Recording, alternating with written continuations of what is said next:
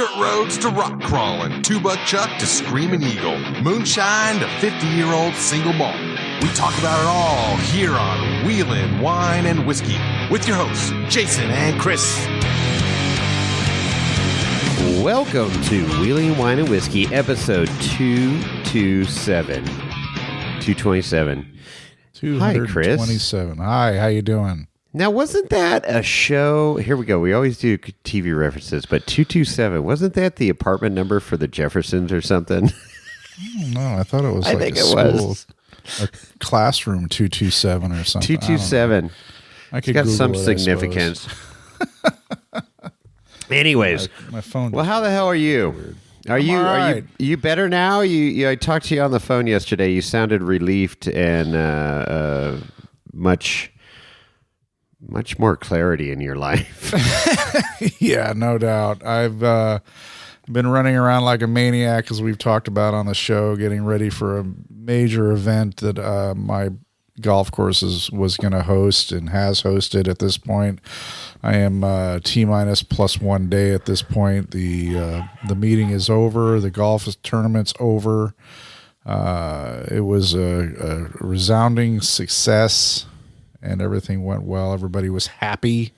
I'm happy that everybody was happy. That's great. Yeah, I know. I mean, I could totally relate because I've been in that exact same situation, and it's like when you get your peers coming to play your golf courses is worse than a bunch of PGA pros coming to play your golf course. You know, Pretty much, So, yeah.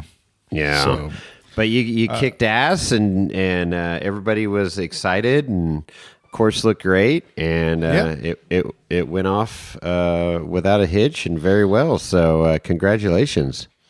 Welcome to the other side.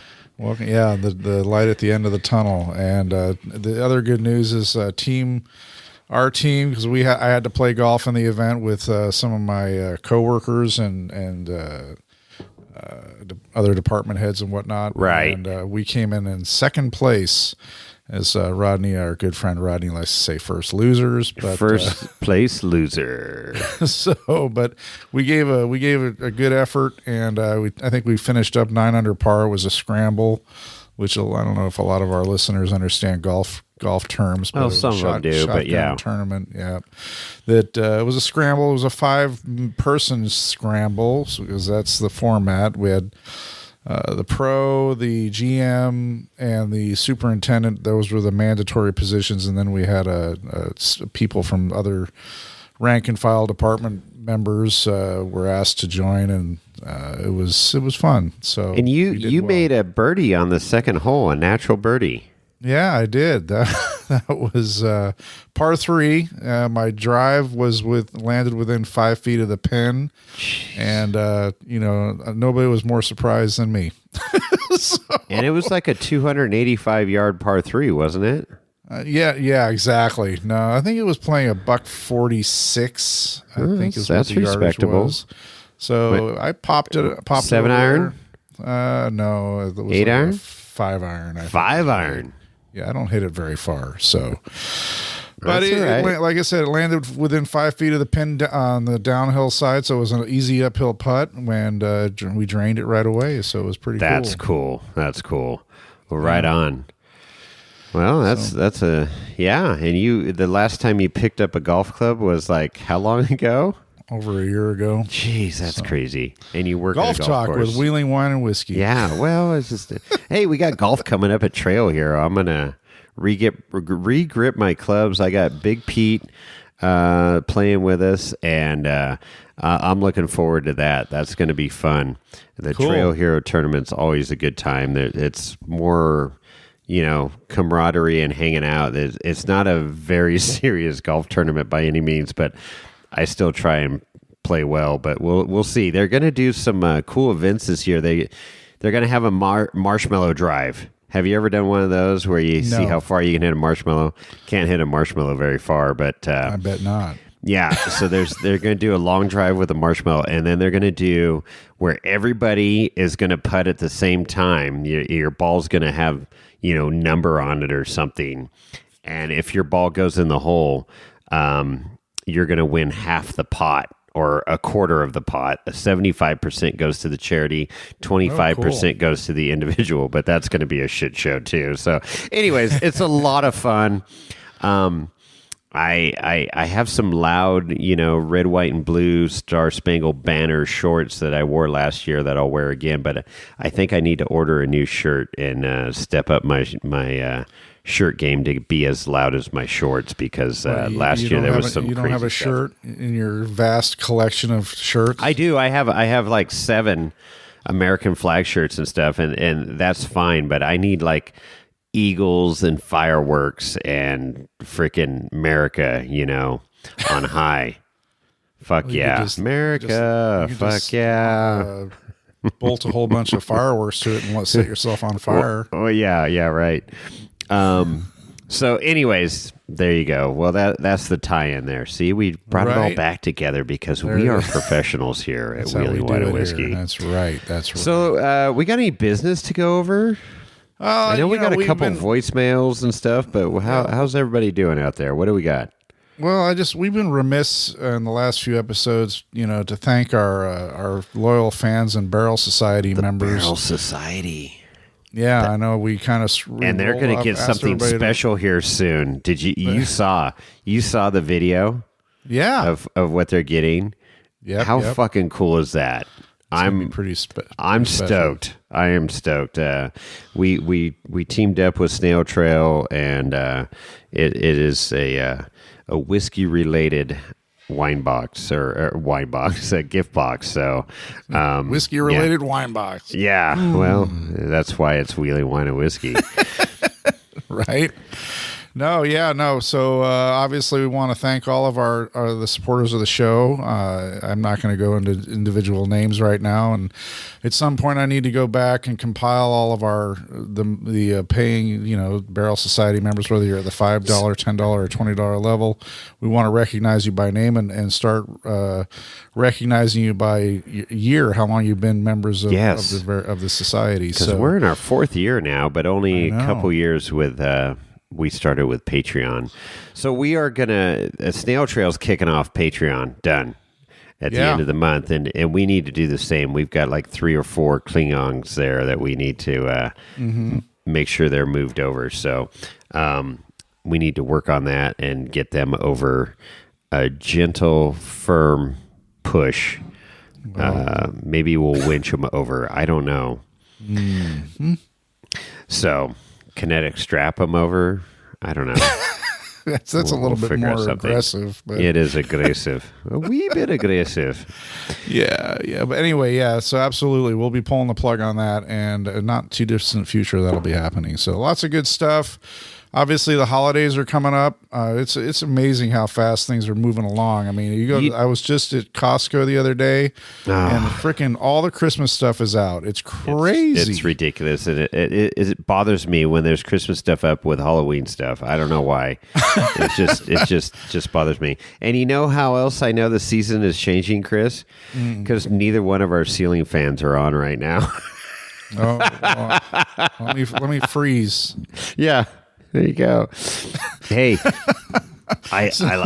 fall is in the air here in Nevada. It was a little brisk this morning. We got rain and hail today, off and on. It was awesome, and I still washed my truck and camper this afternoon because it just cleared up. I will say the one thing about the dry air up here is it's super easy to I wash my chairs and stuff. You wash all your camping gear and stuff, and it dries out so quick. It's so nice. Mm-hmm. So, anyways. So, okay. Any other business on your end?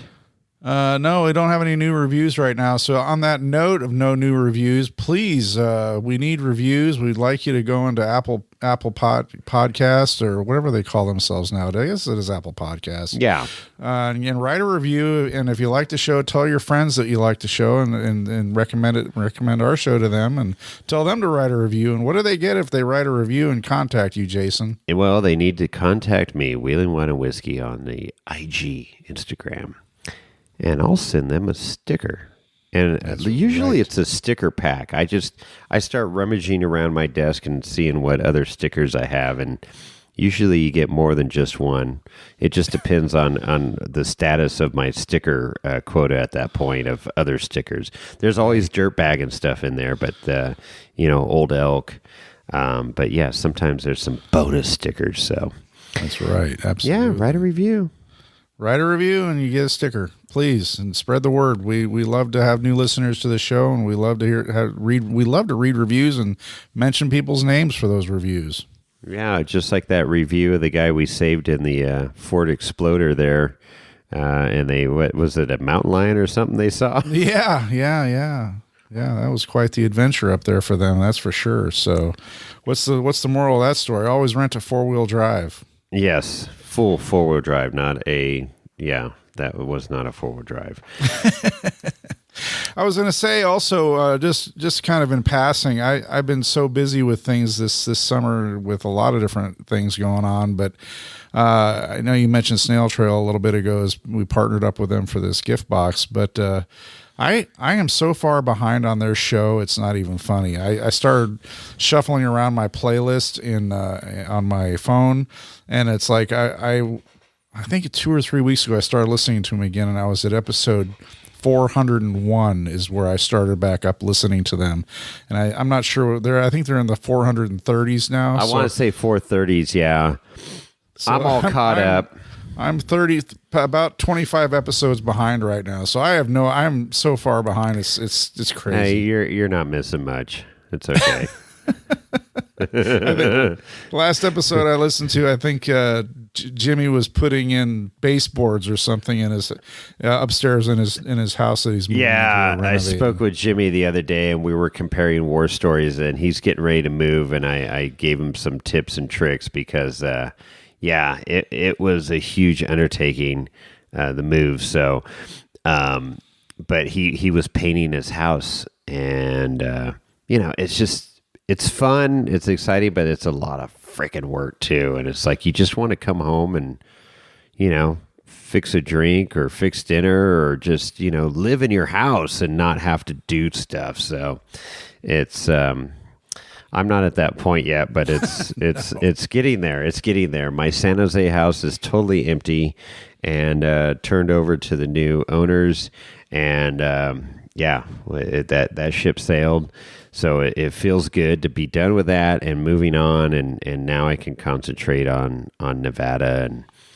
But Jimmy's about to finish up his deal. He's got a couple more weeks to get moved out of their current house. So, well, they're going to rent it, I think, aren't they? Or are they selling? No, it's sold. Kidding. He sold it on. That's how far behind I am. Yeah, you're way behind. Anyways, oh boy.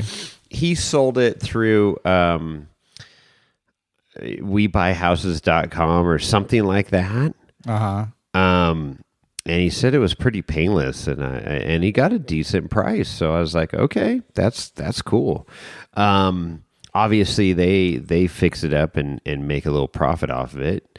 But for just a clean cut, here you go. Here's what we're going to offer you, and it's not a bad way to go. Apparently, it sounded like it worked out good for them. So, anyways, Snail Boys, and then you saw Tyler's new rig that's extra wide, big booty Judy. Barely fit through the gate. Oh my God! He didn't fit through the gate. That's a stretch of the imagination. He made it on Barrett Lake Trail, but he did not fit through the gate. But it's a cool, unique build. Those axles are just bastardized left and right, and it's cool. More power to him. He made it happen. But it's wide. So, but stable as AF, Yeah, for sure. As long as he's happy, that's all that matters. So now I've had a lot of windshield time, so I'm all caught up with all podcasts, and It's great. Right on, right on. So you did a little bit of traveling to Sacramento recently to have a little bit of work done on your truck, and it's got some miles on it from just the move. But you're a mover and shaker, whether you're transporting yourself back and forth from Tahoe to Ski or this move. I don't know how many thousands of miles you put on your truck Over. back and forth. It's just under 4,000 miles. Back and forth, back and forth, back and forth. So that's to Boston and back. Pretty much. It's insane. I did roll over 100,000 miles on my truck here just this last week. So yeah, I called up Dmitriy at Stellar Built. And, he told me, he's like, dude, we do everything. If you ever need tires, wheels, whatever, we do all that stuff all day long. And so my Goodyear Durtrax, super happy with them in the snow. This last winter was insane, and my truck did awesome in the snow. And so I was dead set on getting Goodyear Durtrax. But I started looking to see what else was out there and pricing and stuff. And then I called Dmitry, and I got a price on the Durtrax and a price on the Falcon Wild Peak W3 X19 472721 tires. Yeah, no, something like that. But I they're high snow rated as well. And my Durtrax did well, but they were wearing a little funny towards the end. And he put my truck on the alignment rack, and the alignment was fine. So, and I tow a lot of weight and all that stuff all the time. So, whatever, they lasted almost 50,000 miles. Right. So that was impressive. So I went with the Falcons, and so Dmitry hooked me up with that. He put on the Poly. I contacted Colin at Poly Performance, and Poly Performance and Synergy are in the same building down there in the Central Coast. That's convenient. Yeah, and so Synergy makes a killer heavy-duty steering setup for not just Super Duties, I mean Jeeps, everything. And I said, hey, I want to, my track bar is, the bushings are gone and my drag link. And so he hooked me up with a deal. Matt and Colin's from Polyformance, Matt's with Synergy, and Cameron is at Synergy, and they hooked me up with these steering parts. Gave me a little discount. Every little dollar helps. Sure. And then so I'm sitting here, and if it was normal, quote unquote, whatever my normal life is, like I wasn't moving, I could sit there in my driveway and garage, whatever, and install this stuff. But I'm like, I don't have time for this right now. I got to get ready for Trail Hero. I need new tires. So I call up Dmitry and I go, hey, I got drag link, track bar, and I need new tires. And he goes, we got you covered. And so cool. I went in there Tuesday morning. Freaking awesome. Josh, he listens to the podcast, and he goes, hey, what's up, man? I got you taken care of today. I'm like, right on. And so he worked on my truck, and Luke's coming out to Trail Hero. So this is his first trip out to Trail Hero. So he's going to be having a blast. Cool. I just can't wait to see him out there. He's going to be like, what the hell? And welcome to Trail Hero. So yeah, I hung out down there. We did a podcast that you're going to listen to shortly here with Dmitry and Rob, that like runs all the logistics of the shop and everything. And they got a lot going on down there. They got a fab side where they can build anything and everything. Oh, that's cool. And they do some cool fab work. The welders that they have there are stacking dimes like crazy. If it's snail trail, you say you're rolling dimes, but it's stacking dimes. Nice. So, sorry, had to get a little dig in, Jimmy. Sorry, not sorry. Like swinging a dead cat in the yard. So we're gonna create a coffee table book with Jimmy-isms from Snail Trail. Yeah. Wow. And then they have their tire wheel maintenance side of things and modifying vehicles. And then he has a whole nother shop that has all the storage. And so Dmitry gets into all that and how he got started. And, he kept growing. I think this is his third or fourth shop. How big is it? Yeah, footage wise, it is. It's cranking. People were coming in. I heard a lot of phone calls coming in like, hey, I just got this rig and I want to go on this, trail. I want to set it up for overlanding or whatever. And they do it. So they're Toyota biased, I will say. But they do work on everything. So I had to bite my tongue and not say Toyotas suck. But it was cool. So yeah, you want to listen to that episode? Sure. Let's give it a go. Okay, I am here at Stellar Built with Dmitry. You go by Dima or Dmitry? Dmitry officially, but people that know me call me Dima. That's right. Okay. Yeah. All right. And then Rob. Yes, sir. How you doing? I'm good. Welcome, guys. Thank you for coming. Thank you for visiting us. Yes, absolutely. This is like my fourth time here, I think. You got quite the operation here. Yeah, so I remember you came here when you got your Switch Pro. That's right. Switch the panel. Switch Pro. You cost me a lot of money. That was out on Fordyce Creek Trail. We're right below Windshield 3, and I said, oh, yeah, I got this aux beam that I'm going to put into the buggy. And you're like looking at the buggy. You're like, dude, you need Switch Pros. I'm like, yeah, well, it's like 3 times as much. He goes, dude, I'm getting you a Switch Pro. So yeah, no, that's you got the 12. I did 12 unit Switch one. Yeah, that's correct. And I don't regret it one bit. Thank you for steering me that direction. It's badass. It's been flawless, and it cleaned up the wiring. It was a no brainer. That was super good. Yeah, so that's the beauty about working here is that we get to experience all sorts of contraptions, devices, gizmos, whether it's customer supply, we supply. So we kind of get a good feel for what works and what doesn't work. What's a quality unit, what's not a quality unit.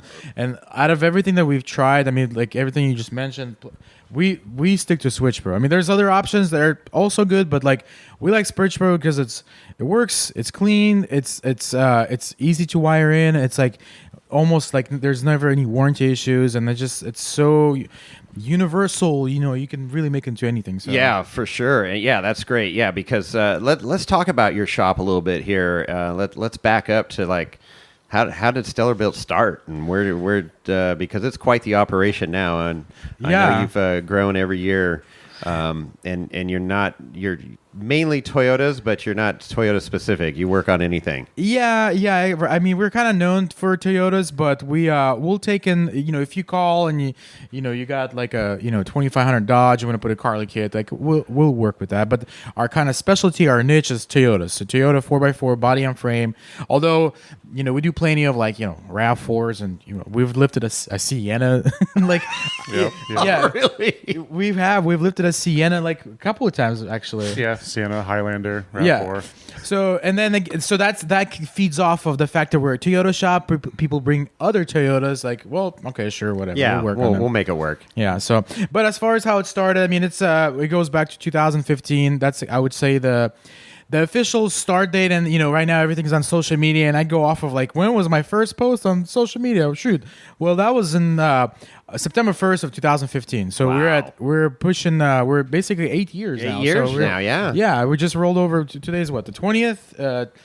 19th. So yeah, we're going by that date, September 15th, you're exactly. Yeah, you're right there. Yeah, right at the 8-year mark in a couple days. Yeah, so that's the infancy of Stellar Built. That's when the name and that's me. Okay, you know what? This is what I'm gonna do. Yeah. But I would say Stellar Built it started way before that. It was particularly my garage, working on stuff, building stuff, working on trucks. In particular for me, it started with a quirky, weird platform that had no aftermarket support here in US. It was a Mitsubishi Montero. It's a loony, goofy car now, but back in the day, that was like that was what I could afford. Also, I could buy. And I remember those. Yeah, and they're they're pretty stout trucks, but unfortunately, like there's no like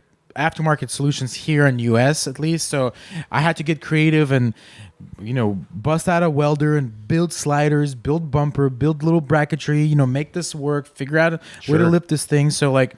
That's like kind of like what started me on my fabrication journey, if you want to call that. But that kind of involved into. So are you self-taught, or did you have a mentor, or did you go to school or anything on fabbing, or particularly fabrication is self-taught. And as far as a mentor when it comes to welding, my neighbor Rodney, he's been welding for over 30 years. He's like a welding veteran. And so he's done it all. So he was the one that showed me how to set up my MIG, wire speed and all that stuff. Sure. Like he was the guy that kind of showed me the ropes and, that got me like how to melt metal together. Like he taught me all that. So, and once I kind of got a hang of it, like I realized, man, that the possibilities are endless. I mean, you can do whatever you want. So, it's like together. It's like wizardry. Like how does the fact that you can glue metal to get what? So, so after that, that's kind of when I just got started getting really, really creative. What you can do, what you can build, and so I just started building stuff. Just building bumpers, building sliders, building all these components for trucks and my trucks, and then friends' trucks, then friends of friends' trucks, and kind of like evolved from there. Then it's like, hey, can you do for my buddy this and that, and it's like a true grassroots organic way of growing. Cool. So no official training. I didn't go to fab school. Like I didn't do, I wasn't mentored by Jesse James or anything like that. Like I wasn't, I didn't work at a rod shop. I will say this: I was around cars my entire life. Like my father is a mechanic. He's a tech. I mean, he's been around cars. Like we originally came from Russia, so you kind of have to have this self-sufficient mindset of like fixing everything that you own. So how long were you in Russia, and when did you move here? So I moved in '95. So I was 10 years old when I moved from Russia. Oh wow! Yeah, and then your dad was working on cars in Russia. And yeah. I mean, he had a bunch of jobs, but one of them, as growing up, one of the careers that I remember him having was just a tech. Sure. So. Yeah, cool. so everything around cars but a lot of it really has to do with working on your own vehicles, like working on your own projects. And we grew up in Russia, and so like outdoors was like a big part of our life. Like I'm talking about, people say like, oh, wheel every weekend. It's like a novelty. Like, well, there you do that every weekend because that's what you do for your lifestyle. You go outdoors, you pick mushrooms, berries, cherries, whatever that's in the outdoor, like fishing, hike, whatever. Like did all that. That intertwined with working on trucks, working on cars, kind of like that was like my back in my head. That was like the mindset that I had. Of like, so fast forward here, that's I've just been doing the same thing here. Outdoors and working on trucks and building stuff, and so that's how it started. And then from there, kind of there was like a split in the road, like where I could either do corporate, do that, or just kind of like work with trucks and do what I like. And so I decided to stick to it, and rented some space when I have a shop in back of my house, which is still the same house, and which is nice for personal stuff. But as I started working more and more trucks and grinding and cutting and welding every day, making all this noise, like, my neighbors weren't too happy about that. I live in like suburb, right downtown Sacramento. So rented a little space, and that kind of gave us some freedom. It was a 2,500 square foot shop. That kind of really expanded as far as like what you could do. Time when you can, I can cut and weld, make all this noise 24/7. What? So did that for a while, and then again, like I think particularly like this was, I want to say, so 2015, let's say like maybe a couple of years into 16, 17, it's a really interesting time, particularly in the off-road industry. Not necessarily has to do with my shop, but just in general, the off-road industry was experiencing a boom. Like it had like this just a huge rise. Like like everything, like all the automakers were on board, like all these off-road models, like and so there's a natural interest in public in building trucks. So just being part of that, providing that service, catering to those people was just the right time to be in business. Yeah, so your timing was great. yeah, so because there's guys that have been in business, 70s, 80s, 90s, like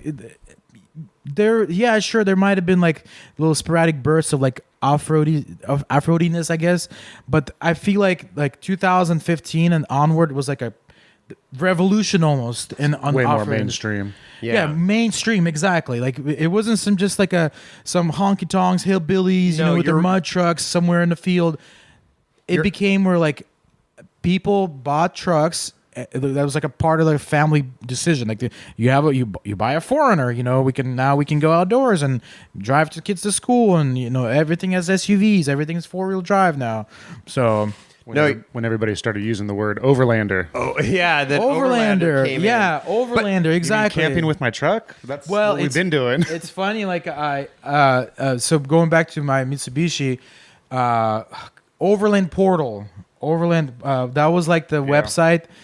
Forums, we all remember forums now. It's like a lost database, lost art. Like, but that was like the thing in the Overland Portal. When I found that, I'm like, oh man, look at this. These guys are building trucks and they're posting about it and they're posting about their trips. Wow. So I was really about that. So Overland became a thing. And anyways, so the shop just grew after that. We pretty much doubled our space. We went from a 2,500 square foot shop to 5,000 square foot shop to a 10,000 square foot shop, and now we moved to 18,000 square foot shop. 18,000, wow. So we got 18,000 feet of space, of fun. Yeah. So plenty of room to kind of do whatever. So we particularly specialize right now, like we said, Toyotas. That's our niche. But within that, we do plenty of Jeep work. I like Jeeps. I know a lot of your listeners are Jeep people, so I have nothing against them. I know Toyotas and Jeep guys. It's like a two worlds. Oh yeah, that collide and they don't know. Well, we bash on Toyotas on this podcast. So we got nothing against Jeeps. Right now we had a Jeep yesterday. I can hear Ozzy calling in right now. Yeah, see, that's right. Yeah, we have a calling number. Yeah, he is the most popular guy in the podcast world right now. If you ask him, he'll tell you that. Well, me and him always have a debate how it's more like a statement on our end that the Toyotas are better, but whatever. We'll leave it at that. So but we work on Jeeps, we work on domestics. We kind of have like we got a Rivian coming in soon. Do you really? Yeah, we have like a catered specific like line of services that we offer. So like we fabrication, which is at heart, that is still my passion. So fabrication is a part of our business. Like we build stuff. Like what do you want? We can build. Tube bending. We have a CNC plasma table. We have a brake. So we'll build, design, whatever.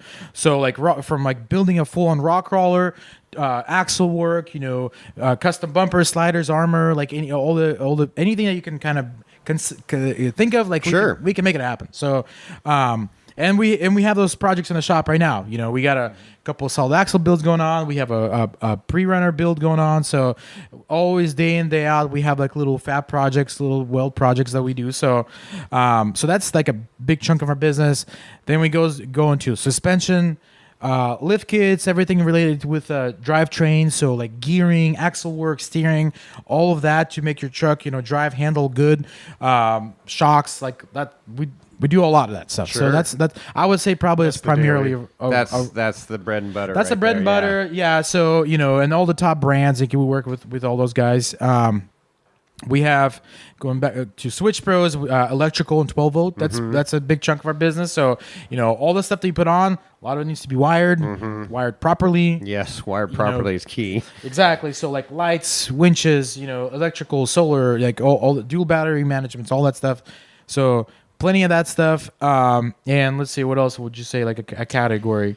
Wheels and tires, armor, protection, all the accessory stuff. Definitely. Yeah, That's wheels. the daily. Exactly. So wheels and tires. That's another thing. Like being like just having knowledge of like what tire works, or what wheel works, or what fitment works. Because it's there's a lot of tire places that sell wheels, but like us specializing in what we do, we sell stuff that works. We don't just slap on some janky set of wheels, like we Yeah. offset in size and spec and fitment. Classic example. I was on Barrett Lake a week and a half ago now, and my buddy came out with a TJ, and he had method wheels on it and tires, and he's done a lot of trails, forest roads and stuff, but he hadn't done any serious rock crawling with this rig. Yeah. He rock crawled years ago, and so he's out in the rig. We do Barrett. Barrett's pretty tough trail, rock crawling trail, and he cut 2 tires, inner sidewall on tires, because the offset was wrong and it was hitting the sway bar link. Oh, my. And I'm like, whoever sold you these tires, these wheels, did not understand your vehicle, unfortunately. Yeah. So he's going to put some spacers on, fix it, instead of going out and buying all new wheels, because he's only going to do Barrett and Rubicon like once a year. Yeah. It's not like he's going out 10 times a year on doing hardcore rock crawling. But anyways, so it's super key. My point is to have somebody that has the knowledge and goes, oh, I know you're going to need XYZ backspacing to get to the clearance you need. Exactly, and that's something that we know like a back of our hand. Like what fitment, what works, and what's gonna get you the look, what's gonna get you the performance, what's all those things. So, and we try to stock those kind of tires, and obviously having those kind of wheels here. So yeah, and everything in between. So like once we build everything, install the stuff, like we finish off with an alignment, so we do in-house alignment, make sure everything drives great, handles good. Like this isn't something that we just outsource here. We build it, but let these guys figure it out how it's gonna take it down to this shop to get your alignment. Yeah, stuff done. We'll take it all the way, the way. And what's nice about also alignment, like it's kind of like a dorky, geeky subject, but like guys that have like alignment issues, we're able to figure those issues out, like by just bringing in, okay, well, shoot, man, you have bent components, you have this is out of whack. It's not just because just from looking at it you can't tell. And a shop that doesn't specialize in off-road, you'll take it to them like, hey, man, I don't know, it doesn't. Yeah, tie rods are good. It's out of looks spec okay here. Yeah, where we can see exactly why you need this or that, and we can offer a lot of solutions when it comes to alignment. So if you're within this spec, we can do this and this. So just kind of having like a one-stop experience. So. But yeah, I mean that's pretty much it. Pretty much Stellar Build. We got a good crew. We got a good group of guys that specialize in a variety of different tasks. So we have kind of more metal oriented guys. We have some 12-volt guys, and then just general technicians. So right on. Yeah. And how did you fit into all this, Rob? How long have you been involved in? Let's see. Been here about 3.5 years, I think. Okay. 2020 is when I started. I've been in the automotive industry forever. I came from Toyota, Napa, ever since I was 18. Okay. At 18. Oh yeah. So yeah, I've been through it all. Finally got to the top upper echelon of like the niche of the cool factor of automotive. So yeah. Cool. So you grew up with cars and stuff too? Oh yeah, for sure. Yeah. Parents and grandpas, big car guys, motorcycles too. Oh, okay. Yeah. All right. Yeah. All right. That's cool. Yeah, it's interesting. And we joke around Toyota, Jeep, whatever, but I mean, it's like I'm a gearhead. I love looking at whatever, like say motorcycles. Like I've got friends with Harleys. I don't know much about Harleys other than they're loud and they're pretty badass, but I can appreciate the passion and stuff for it, right? Like if it's got wheels and a motor, I get it. I everybody's got their just being a car guy in general. Exactly. So it's that's the great thing about this particular sport. And then you talked about the popularity. Like 15 years ago or so, that it just really started becoming, it's not just a bunch of rednecks out there. There's still a bunch of rednecks out there, and I might be one of them. But but it it's crazy to see how much it has taken off, and then to see a Jeep that says Rubicon on the side, and Rubicon became a household name. You may not know what the Rubicon is, but it is a trail somewhere in California, near Lake Tahoe. So it's crazy. And then you got the side by side thing that came on, and now there's a whole bunch more people involved in off-roading. But it's strength in numbers, and it's really grown our hobby, our sport. I call it a sport. So For innings. sure. Yeah. And that's another thing that kind of we're really fortunate about being here. We're in Sacramento, California, Northern California.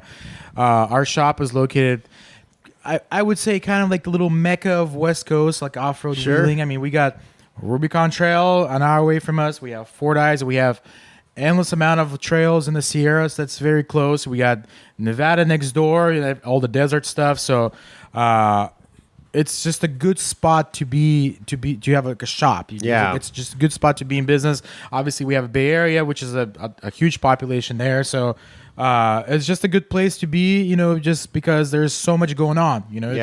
It's just a lot of people, a lot of demand. Yeah, and being here in the hub, the gateway, so to speak, availability of parts and stuff. I mean, if you need to go get something, if it's not here, I'm sure you can get it within a day, right? I mean, it's just for sure. What I like to consider like Sacramento, Northern California in particular, it's kind of like there's Silicon Valley, there's tech going on there. We're kind of like have like a little rock crawl industry, off-road industry here in NorCal. Like I'm not sure where else it is to that extent, because there's a lot of shops, there's a lot of people, there's a lot of talent, there's a lot of knowledge being shared. That's the beauty of being here, is that there's a community. There's so many people wheeling. Like you go out to the Rubicon, there's so many good creative builds, like so many people are just really kind of taking different approach, just and so many different styles. And like I'm not sure where else in US you're going to experience that to this extent. You might have like a some, like, let's say like a there's off-road events, you might have people populate there, and there's like an event there. But as far as a community where everything kind of evolves, it's just good to be. It's fortunate to be here because you can tap into that. Yeah. So Rubicon's one of those bucket list items for everybody that's an off-roader, and so you see a wide variety of stuff, from some super well-built rigs to some stuff that probably shouldn't be running out there, but home-built garage things that they just tack together. So talking about builds, the mule. Talk about the mule for a minute. That's a unique build that you have out there in the shop. It's been a couple years now. We had a couple years. I mean, it's our shop rock crawler. That's the one we take out. That's what we wheel with. It's basically it's a 2005 Toyota 4Runner V8. So emphasis on that V8 because that is the only time where Toyota put a V8 in a 4Runner. So it hasn't never been done before. Not after. Like right now, you can't buy one. It's only a V6. So for a small number of years, Toyota decided to put a V8 in there. So they're kind of rare. So plenty of power. The 4.7 2UZ V8, great engine. That's shared with Tundras, Land Cruisers, like a bunch of platforms. So reliable. So we decided to build out of that. It's just a good power, just good out of the box starting platform to build the truck. So we've done a solid axle swap. So it's got Dana 60 in the front, matching Sterling 10 in the back, 10 and a half. Let's see. It's a reverse triangulated 4-link rear. So that might sound like intimidating term, but it's basically has 4 links and 2 links facing for the truck, 2 links facing back, and it's triangulated, so it doesn't require a panhard. So the axle stays in place simply from the triangulation, and it works. At Boogie's. Yeah, we wheel that thing, we drive this thing. I mean, it's a great setup. We're really happy with it. Yeah, it's cool. I remember looking at it for the first time a while back there, and I was like, "What the hell? Yeah, this is cool." And that's the cool thing about fabrication, right? And having some experience and trying different things, and it's like, well, I'm gonna give this a whirl and see how it works. And so one of the reasons why we decided to try that is because Toyotas have just a big fuel tank that's on the driver's side, and running a traditional 4-link front-facing 4-link, we just didn't have room, and I didn't want to remove the tank, put it elsewhere. I kind of wanted to keep it OEM stockish, so evap stuff, all that stuff is still in the truck. So we just we decided to run the link backwards. So we're not in a way of any of the factory components. Yeah. So and it works. It's 14-inch coilovers all around. We got Marlin cases. bumps, like all the PSC hydro assist, like we had 40s, we just put 42s on it, so been testing those out. So yeah, it's been working great. Yeah. We like the truck. It looks cool for a Toyota. It's funny when one thing, like when we're on the trail and let's say we're dropping into an obstacle, that's one thing everybody asks for, because you just see those 2 bars like pointing backwards, like Yeah. So unless you've been under the truck, it just almost doesn't make sense. Like Right. what's going on there? So yeah, a little bit different. Yeah, So. that's cool. It's good. That's fun stuff, and especially you go out and wheel it too. It's not just a show vehicle. It's you guys put it through its paces. Yeah, we just had some fun on Sierra Check. That was the last trip.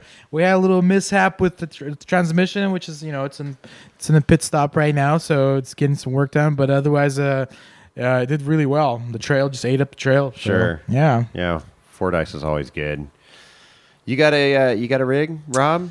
I got a couple vehicles, but no crawlers right now. No crawlers? Yeah. I got a Tacoma, and then I'm trying to get this Land Cruiser right here as well. Oh, okay. Nice.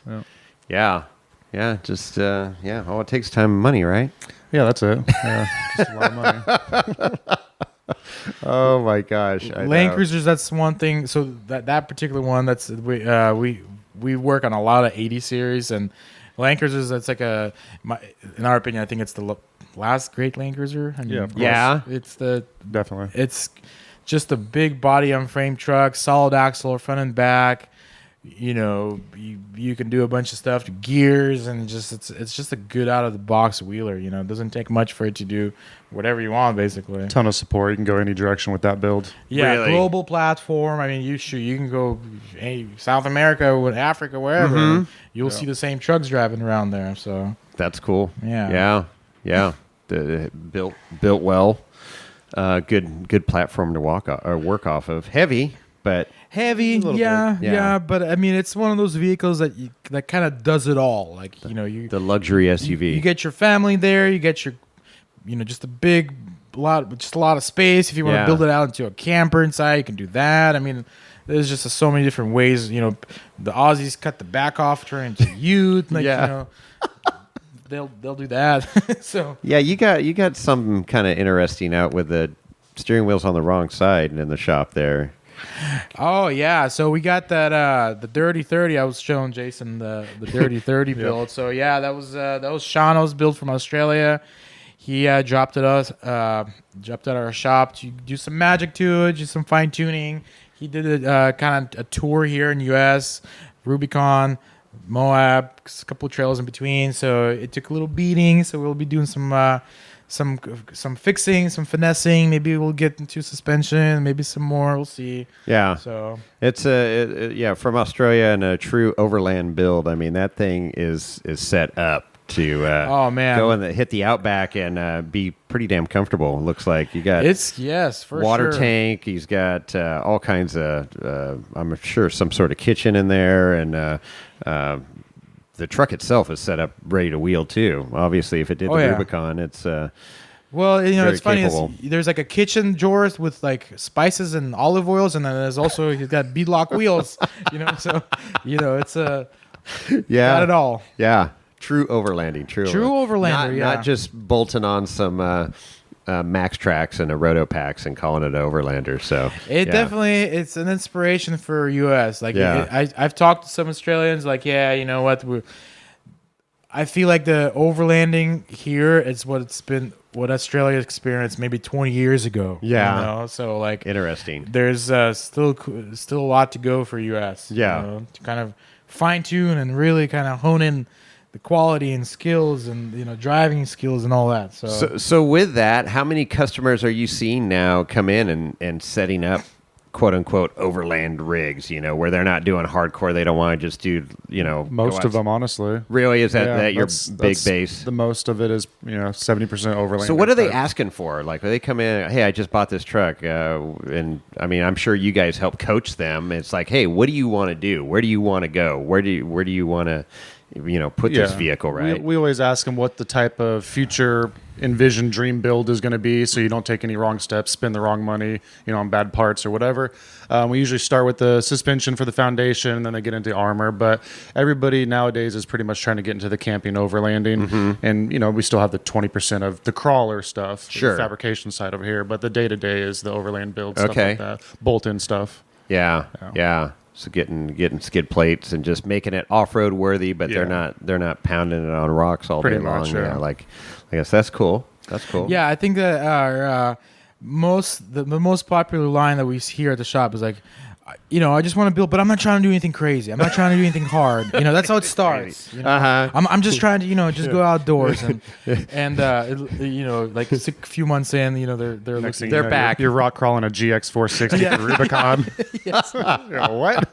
So how many of those people that you see, and you probably know when somebody walks in and they ask a few questions, you're like, oh, they'll be back in a few weeks or a month, and then sure enough, it's It's usually the younger demographic that goes out there and starts just bashing up their vehicle. Sure. So, usually the adults are a little bit more wise and conscious about what they're really doing with their vehicle that they just bought.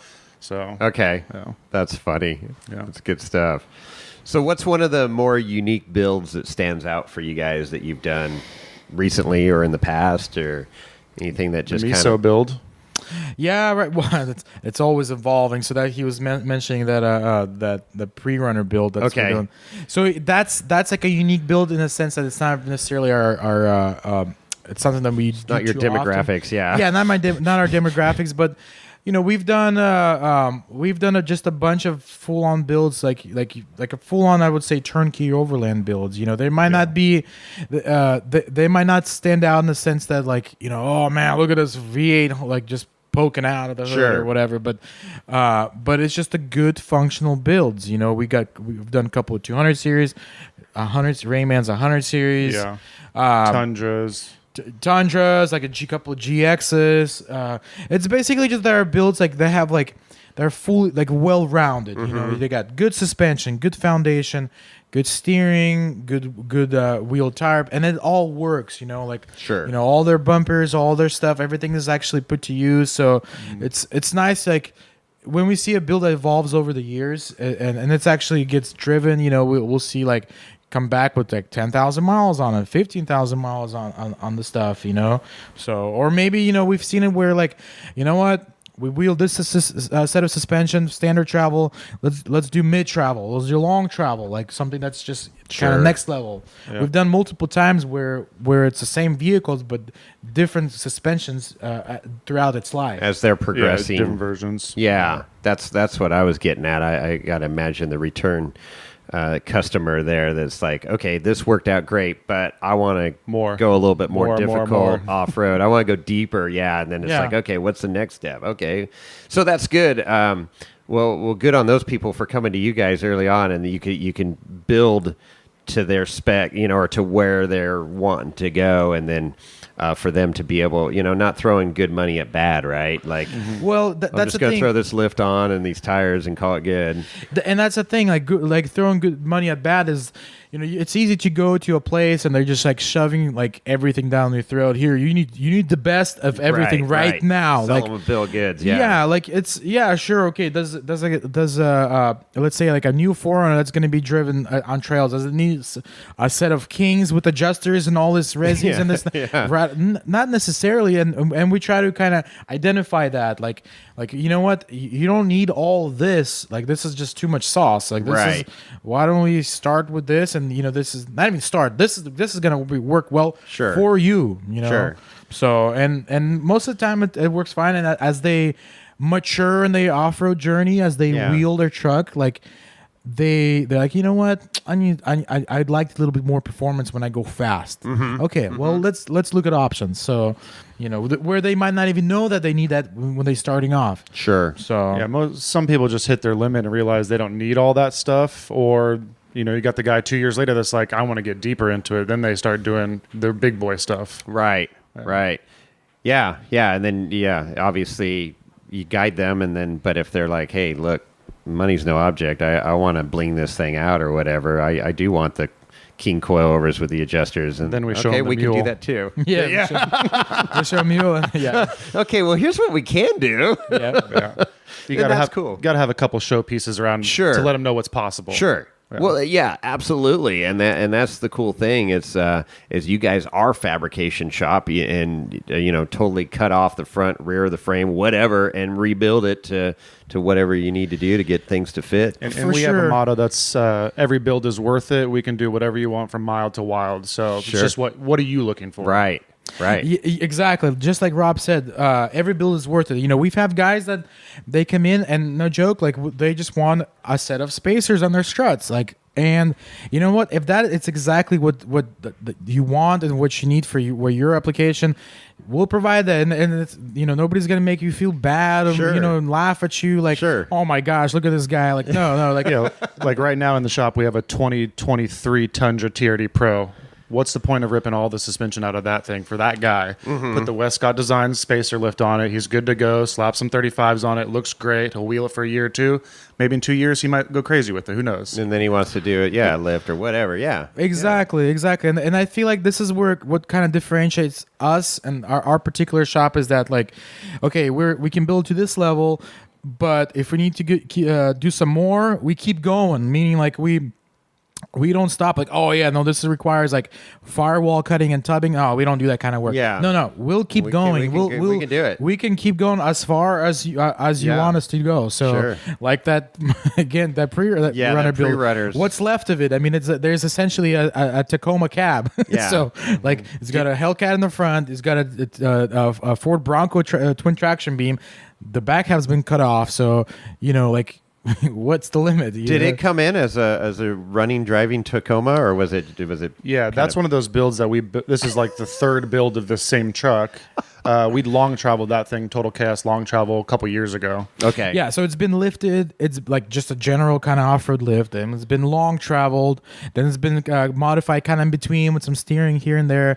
And now it's like when I say long travel, like it's fully built truck, Yeah. paint. It went to SEMA. It was like it did all that, Okay. and then like fully done perform truck. Doesn't need anything. And then okay, the guy came back. You know what? I want to do this. Okay, well, shoot, man. How do we stuff a V8 in there? Well, why don't we try by cutting off all the suspension? So that's why kind of the twin traction beam came around. Wow. And so When somebody with deep pockets gets bored Yes. with that build. Yeah. Instead of just go over. That's where money's no object, and those builds are fun. It's like okay, it really lets you be creative and make some stuff, design, and go okay, hey, this is going to be cool. yeah, exactly. So Yeah. and that's fun. That's cool to be a part of that that journey. For, Yeah. So Yeah. yeah. So, so I love it. Full turnkey shop. Like I say, this is like my 4th, 5th time here, and it's always fun. It's like eye candy out there, checking everything out. You guys are busy, man. You got a lot of trucks in there, and rigs. You got your maintenance side that you're doing. So we maintain pretty much everything that's below the frame. So we don't get into the engines. Okay. We don't do like water pumps or timing belts or anything Okay. else. Simply just we don't have time for Yeah. it. We're good 2 to 3 weeks out on the regular for the stuff that we specialize in. So Okay. I don't feel like there's a need for us to get into really anything else. Sure. So the only thing that's really engine related, we're dealer doing a for supercharger Magnuson, right so now. we do a lot of those That's right. Magnuson superchargers, which is like it's a straightforward process. It's we'll So do that. that's a bolt-on California legal deal or no? California legal, is. yeah, exactly. Carbon Being legal. a shop, we Wow. have to be really Yes.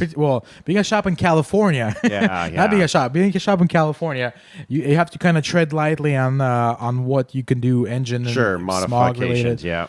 So, Magnuson product is a turnkey, California legal, all the tunes, everything with pass smog, BART, and everything. So what kind of specs is that thing pumping out when it's all said and done? It depends on the application. I mean, like 400s, Tacomas, Tundras, they all have just a variety of different ranges on power numbers. So, like you get quite a boost in let's say in second gen Tacoma and Tundras, there's a huge power gain there. Really?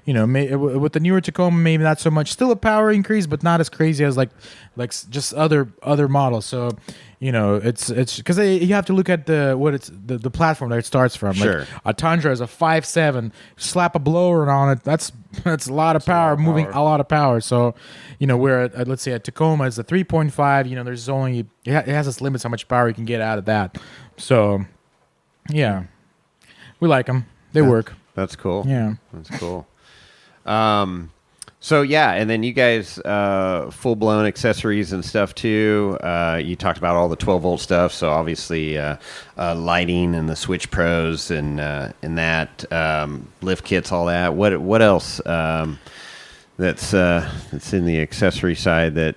Recovery package of stuff, straps, D-rings, cool little camp stuff like this, LED lights. Yeah. What's that? Stuff that we don't even install, but we still offer. Iron you know. Man. Yeah, kind of like grab and go stuff, you know, like recovery over the stuff, counter, easy you know. stuff. Yeah. You know, if you come here, like, you know, there's obviously you're gonna need trail support, tech support. Like, Sure. you need stuff that they'll you keep in the trunk to get you out. So Winches, toe straps. Yeah, winches. Most people come and ask about winches, but don't understand that they need straps and recovery and Right. rings and all the other stuff to actually use it. So. Yeah.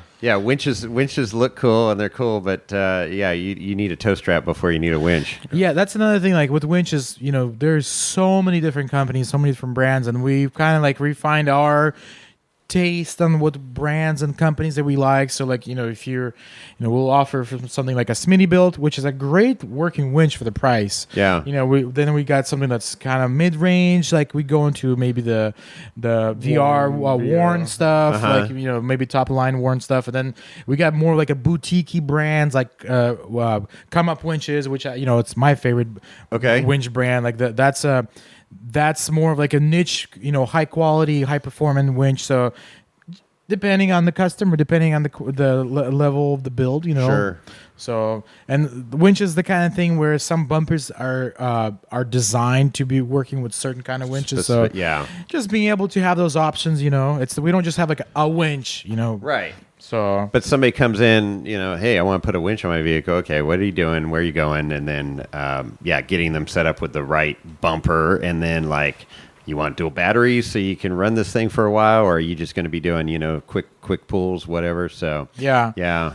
So something maybe we can do, kind of mention, maybe you can refresh my mind, is like some of the quirky vehicle applications that we've had in the shop. Some of the weird, strange, like JDM vans or something. So that's one thing. We had a couple of JDM vans, Hiace. the Toyota Hiace, Mitsubishi. What's the Mitsubishi one called?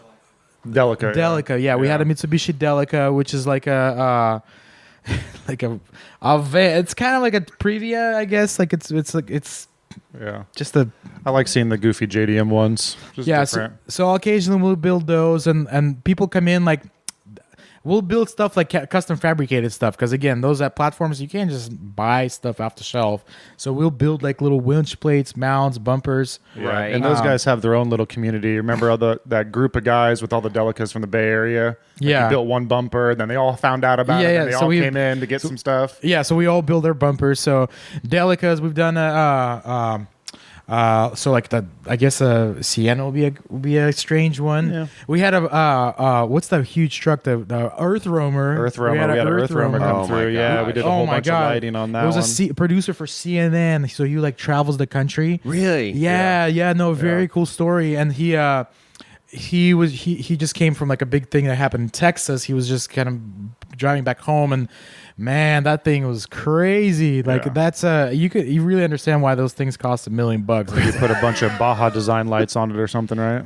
Yeah, we did a bunch of 12-volt stuff, but man, what a cool truck. Those massive. Huge. Yeah, they are insane. Yeah, so Earth Roamer, let's see, what's what else do we have that's kind of like strange and unique? Occasionally we'll get something that's completely oddball, like a Jeep. Yeah. No. Totally foreign. Yeah. It's a silly cheap vehicle. Yeah, I mean, we've done some stuff on cars. Like we have a Rivian coming in. I feel like that's like I think another revolution that's gonna be in off-road is more electric cars. Like everything is gonna be. Weren't you the one that told me the Rivian guys took them through Rubicon completely stock? Yeah. I don't know if you see in the Rivian just ran I've two seen of 'em. Rivians on the Rubicon. They were at some of the engineers and stuff. They were right at Gatekeeper. Stuck. They were stuck. They were using traction boards on the rocks, and it was a shit show to say the least. But so we just did our safety clinic last weekend at Hollister Hills, and we had 4 or 5 Rivians go through the class. And so, and one of our members has a Rivian SUV, and I got to drive it, and the thing's impressive. I mean, as a 100% full electric, I've driven Teslas and stuff too, but for an off-road, I was just like, dude, this thing's pretty cool. Yeah. They're still evolving, right? So we have, if you've been to Hollister, there's a concrete stair steps. Yeah. So it's an obstacle with rocks embedded in it. And I was working that obstacle, and they don't have a low range, right? It's all electric, right? And so the computer tells it it's going into low range, and the lockers are, again, computer controlled, Well, it's because there are no individually- lockers. yeah. Each wheel has a motor and stuff, or the center. I guess in the trucks there's 2 motors, one in the front, one in the back. I believe it's not all 4 corners. Anyways, it would have to fight and lose traction to figure out what was going on. So, and they would you got to have a little momentum hitting this stair to get up over it, where you would just give it a blip of the throttle and go. Well, they'd give it a blip of the throttle, and then it's like, no, I don't like this. And they got the pedal down, and it's not going. And I'm like, but then it would start to go again, because it's figuring out, well, wait a minute, I'm not moving, and I'm at an angle. And so there's still some refinement going on there. But the technology is pretty freaking cool. So you said a Rivian's coming in. What are they going to... Sliders. Oh, sliders? Somebody's making sliders for that thing already, Okay. so we'll install some sliders on All it. right, Yeah. all right. See what's nice about our industry, like particularly because we specialize in off road and not service. Like, I don't care if the car runs on water, if the car runs on milk, runs on air. Like it We'll doesn't figure out. matter. Like, Yeah. people are still gonna want to take it off road. Someone's going to buy it. Someone's going to want to modify Yeah, somebody's it. gonna want to put some Bajas on it. So Yeah. it's kind of like a kind of job protection. So like, Sure. because everybody's, if the thing flies, like, you're still gonna want to put some stuff, bolt some stuff on it. So Rivian, electric motor, whatever, like sliders, rockers, winches, all that stuff. The concept is still the same. Yeah. So. Yeah. Oh my gosh. Yeah. That's cool. It's fun watching, it evolve, right? The technology. And now we're talking about electric vehicles. 10 years ago, we were like, is this actually going to happen? Well, here it is. It's happening. So, but there's all kinds of challenges in our off-road environment and limitations of how far you can go out in the backcountry with an electric vehicle, obviously, to on your charge once you're out. That's a thing. That's what they call the range anxiety. Like, that's something that I personally experience. Like, I'm not just necessarily sold right now. Like, being outdoors and being limited to a range that has to be off the hub, off somewhere. Right. You can't just like throw on a jerry can and go. Yeah. So that's definitely a factor. I think once we get over, like, let's say a 1,000-mile range, I think that's really going to throw a lot of people, on the other side of the fence towards the electric vehicles. Because right now we're hovering like the Lightning gets 200 miles, like the Rivian, like 250, 240. Not if you tow with the Lightning. Right. Yeah, exactly. Yeah, right. Yeah, so my buddy with the SUV Rivian, he towed his Jeep down to Hollister. With from the San Rivian? Jose. Yeah, with the Rivian. And then he was able to charge up a little bit at night. But he had enough power from San Jose to tow to Hollister, so an hour and a half, roughly, hour and 45-minute drive, and drive back home. Yeah. That's good. It's pretty cool. It's technology's there, and obviously it's got the power to tow, the torque and stuff. But again, that range anxiety, you get out there, I mean, you're SOL, you run out of juice, because even just hooking it up to a generator is not efficient. You need 220, you need some serious power to get those things to That's the charge. thing. Let's say you plan for let's say you plan for a trip, and your trip is, according to this trail, you're going to run, it's 15, 20 miles of trail, and you're going to get to hotel or whatever, let's say, and then you drive home. Great. but that's it doesn't always go like that. Let's say you're on trail and there's a recovery rescue mission. You got to winch somebody out. You got to winch yourself out. You're spending energy in that. What if you get what if the weather's a factor? What if you get snowed in? What if you like those things are going to take power. That's something that you're not planned for. That's really for me is like something that's kind of a factor. Yeah. So it's like the hybrid thing is good because you get some sort of motor to engine, gas powered, diesel, whatever to keep the power going. But the 100% electric's just not there yet for off road. But it's coming. I can't. It's coming. Yeah, I'm excited. As let's say Rivian is the first four-wheel drive off-road truck. Like, as more automakers look at it, they're kind of studying what everybody else is doing.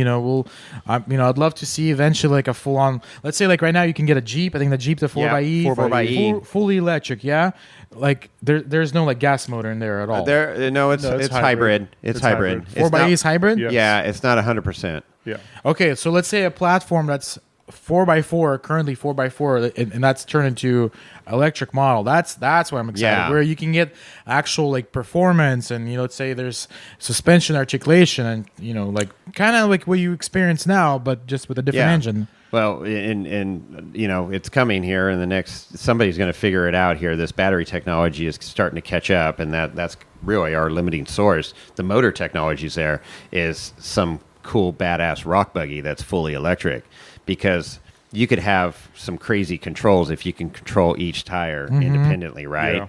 Yeah. But it's that battery technology, and then obviously weight and all that stuff that factors in. But it's coming. Somebody will figure it out. Yeah, you know what? I'm kind of excited to see more and more of as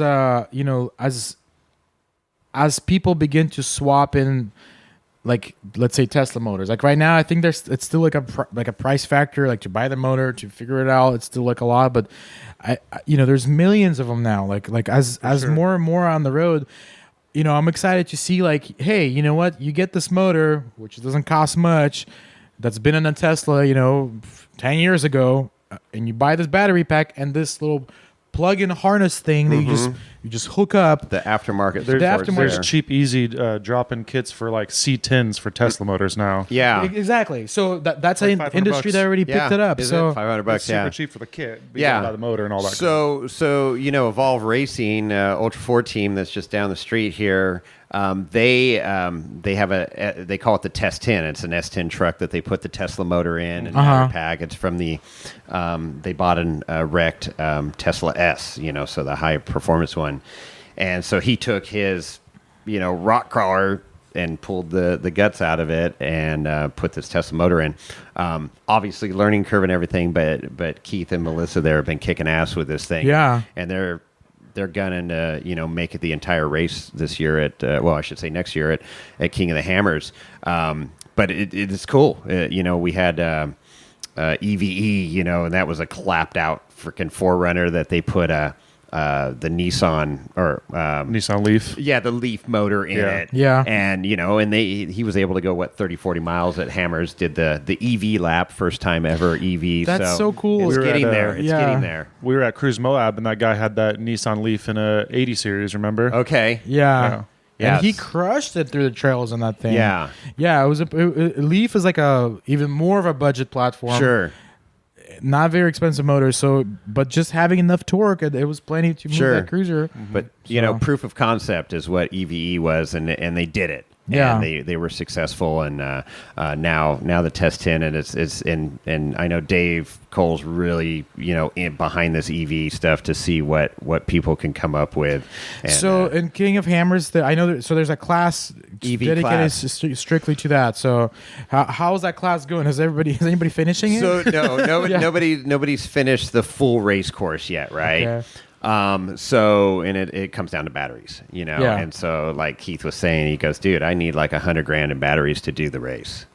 That's a big chunk of money. Something you're talking, you're talking, $250,000 plus cars running around in the desert, $1 million trophy tracks. Money happens in the desert. Yeah. But this is not, this is a family, and just trying to make stuff happen. Yeah. So he's trying to get some GoFundMe going and some sponsors, and somebody will jump on it. I mean, it's cool, cutting edge technology. Let's see what they can do. Yeah.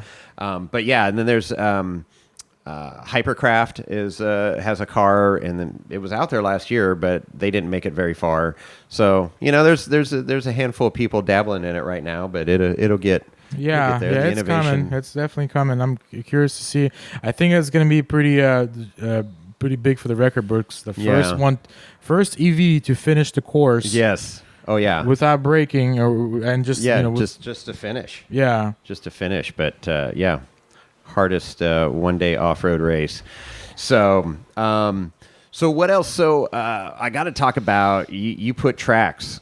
You've been playing around with tracks last winter. do. We had a hell of a winter here in Northern California. And so talk about that a little bit, because it looked like you guys had a blast.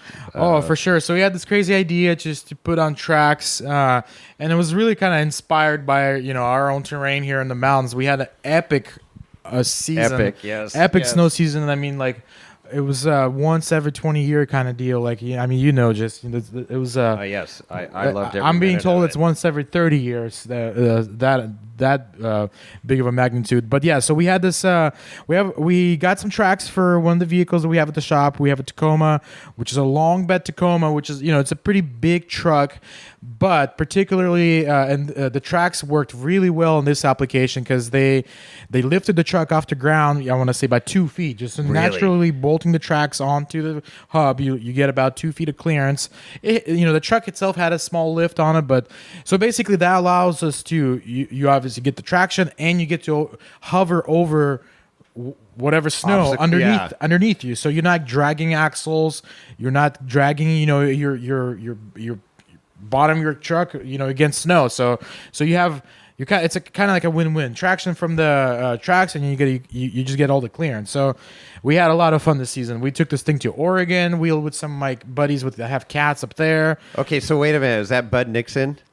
Yeah. Oh, dude. Do you know Bud? Two-beard Bud? Well, no. So I'm watching IG and stuff, and the videos were badass. And then so I started following Bud because of you. Oh, he's a madman. He is a true adventure man. He is, isn't he? To the max. Yeah. He lives to its fullest. I don't know. I personally don't know anybody that spends more time outdoors in a year than him. Really? There's maybe a handful of weekends that he stays at home. And otherwise, every sort of way to get outdoors, overlanding, rock crawling, on a snowcat. I mean, he's out. So it's he's an inspiration. So it's good to be friends with him. And he was kind of that inspired me to kind of dabble with tracks. Okay. I know Bud for 10, 15 years, and he has had maybe 10 different cats that he's fully built, restored. Some of them he's built from scratch. And that he tests Tuckers, right? Is that Tuckers? Yeah. He's got Tuckers. There's cats that he's built himself. Yeah, restored old cats. Anyway, so we went out wheeling with him, and he kind of really pushed the boundaries of what we can do with cats, because he has a big snow machine. So sure, we were able to go so far out back, and gosh, man, we're wheeling. It's just, epic winter here, epic winter there as well. Yes. So you're just cruising along, and all you see is chimney tops and peaks of trees just sticking out. So just a lot of snow, 15, 20 feet, on some places. So yeah, we had some fun there. We had some fun here on the Rubicon. We took that thing in the Rubicon in March. Yeah. So could not see the trail. We went to what is it? Ellis Bridge? Yeah. So.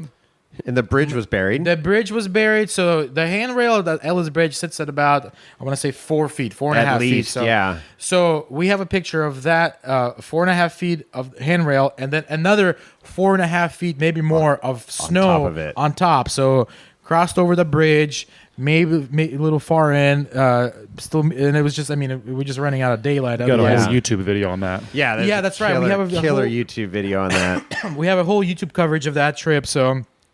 It was wild. What have you gotten that thing stuck with the tracks yet? We've How do you recover? and I'll tell you what, that's something that sucks. You don't want to get a tracked vehicle stuck because it's the whole approach to recovery and getting out is different than a car. First of all, if you get stuck deep in snow and you're going forward, your only way out is go back because what happens is the track it just basically digs itself in. Yeah. So you're just gonna start if you start winching, you're just gonna start ripping stuff off. So, so one thing I also learned is that it's important to have a winch on the back. On the back on as the well. back of the truck. And my bud, he has winches all around, and that's one thing I'm gonna if we put it in the same vehicle back in place, we're gonna be if we're putting the tracks back in the same vehicle, we're gonna put the winch on. So it's just if you get stuck, you just gotta get out. Well, yeah, I know. I have a snowmobile, and I've been snowmobiling for years, and you learn quickly not to bury that freaking sled. If you start getting stuck or something, don't hammer unless you're really experienced and you can. They call the pin and wiggle, and you can wiggle your way out. It's sometimes if you're really experienced. But I'm like, oh my god, you got 4 tracks on a vehicle. I could just see that thing augering into the snow and see you next spring. We've gotten there. We've gotten to the point. We went to a little rescue recovery mission. I think maybe first time we took it out. Actually, we went with Tyler with and just a couple of Rubicon RTF old timers. Yeah. We went on a trip with those guys, and they all had buggies, Rubicons on 40s, and Tyler was. Did he have his? He did. He had his 4Runner before he got the axles done. So we went out with him, and we went up deep into the trail. Like all the guys with buggies, they couldn't keep up. It was just too much snow, and we just hovered over everything and kept going. And we got to the point where it was getting so deep, and there was kind of like a crevasse almost, and like a trench. And we like you said, we're just basically just shooting into the snow. The snow was up to our hood. We're just hitting, and we just couldn't go anymore. Couldn't get on top. Couldn't stay on top of the snow. So but we did get to our destination. There was a cabin that we wanted to get to. One of the guys that owned the cabin there, like a kind of off-grid cabin, wanted to see if it had any damage or collapse damage or which is that ended up being okay. But yeah, so that was us taking it out. Okay, pretty wild. Pretty cool. So that's a lot of fun.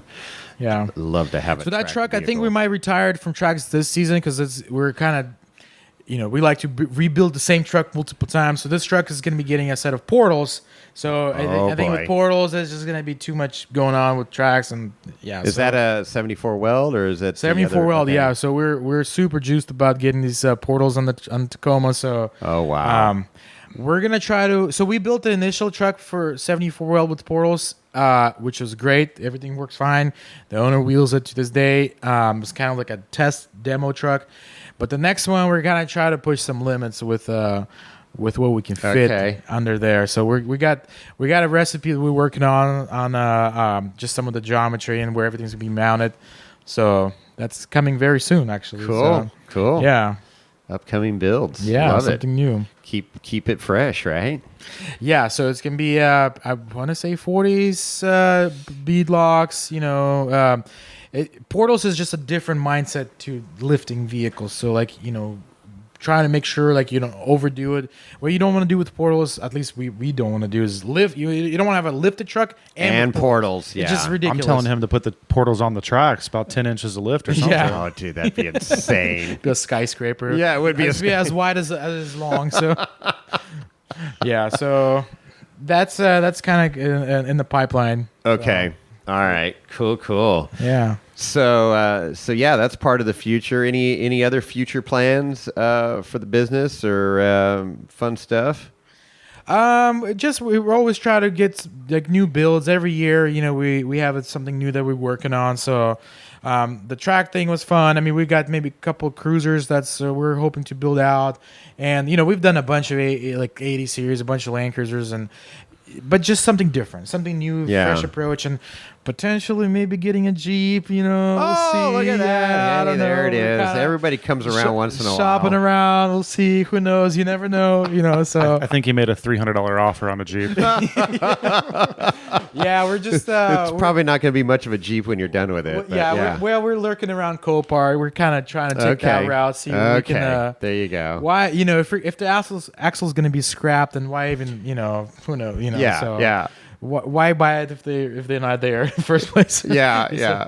we'll see. We'll see what we got some ideas in the works. So, Yeah, okay. Yeah. Outside of vehicles, though, the YouTube channel is fairly new. About to release the new website for selling some stuff on there, some merch. Yeah, Okay. so we're trying to kind of stepping into e-commerce a little bit. You know, people always ask us buy stuff online. You know, because right now, if you want to experience Stellar build, you got to come here. You gotta be here. come Okay. here. You know, we don't necessarily extend our reach beyond that. I mean, I suppose we can ship something out Sure. if we really want to, but we don't. That's not your primary deal. It's not really my. But we're, I would say first quarter of next year we're gonna be e-commerce up and running. We're gonna a lot of merch, a lot of stuff. You know, if you that you see here at the shop, like we'll be able to sell online. So Yeah.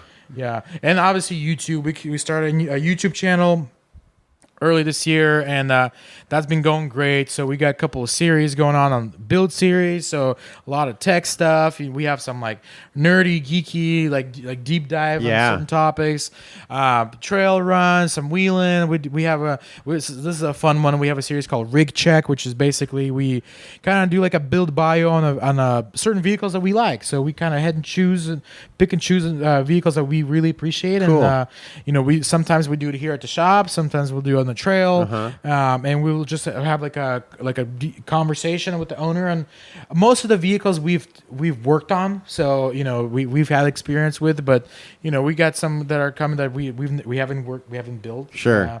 And just having the kind of interview on the truck. So we like that one because it kind of gives you deeper detail insight on on the builds. No, the YouTube thing's great. I don't watch a whole lot of TV, but I take deep dives on YouTube, you know, because about the stuff that I like, right? And off-roading, and you know, there's a few YouTube channels that I follow, and that's a good arena. Obviously, it's super popular and has a lot of traction. It's just a different market, different audience. Like it's different than like Instagram audience, and different than Facebook audience, and obviously anybody that's walking or close to us, like it's just a different different audience. Like people that are on YouTube, they might not follow us on Instagram, but they like the videos that we put out. You know, because there's not too much like let's say what we do. So Sure.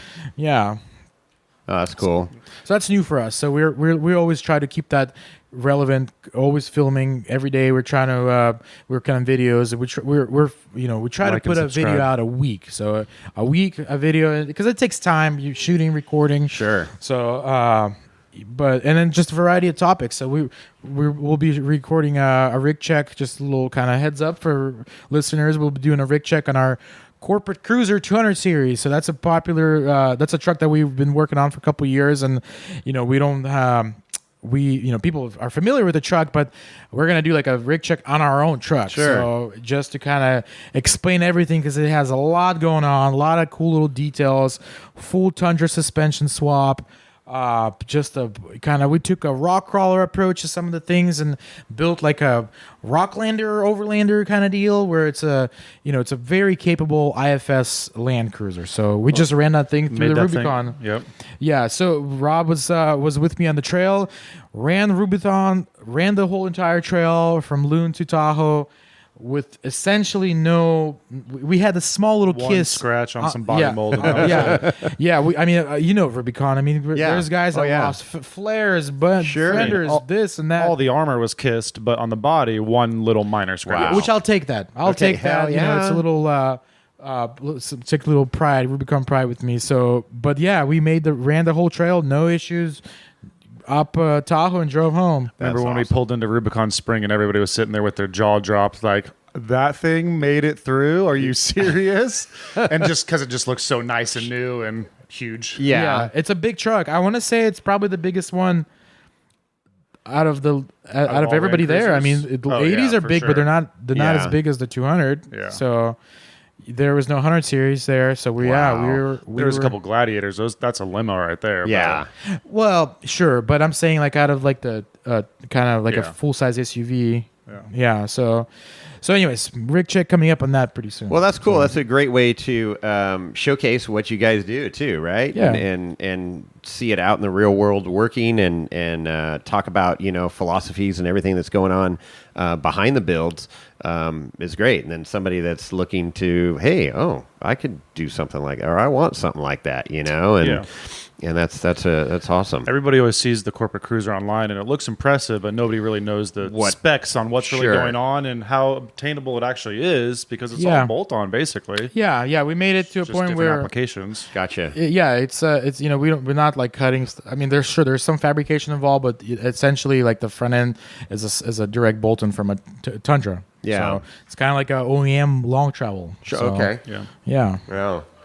So I know, a couple years ago when we were out on Fordyce and you were looking over my rig, you were really intrigued with the mid-engine or rear engine operation. You were kind of thinking about building something like that. To Is that this day, still, man.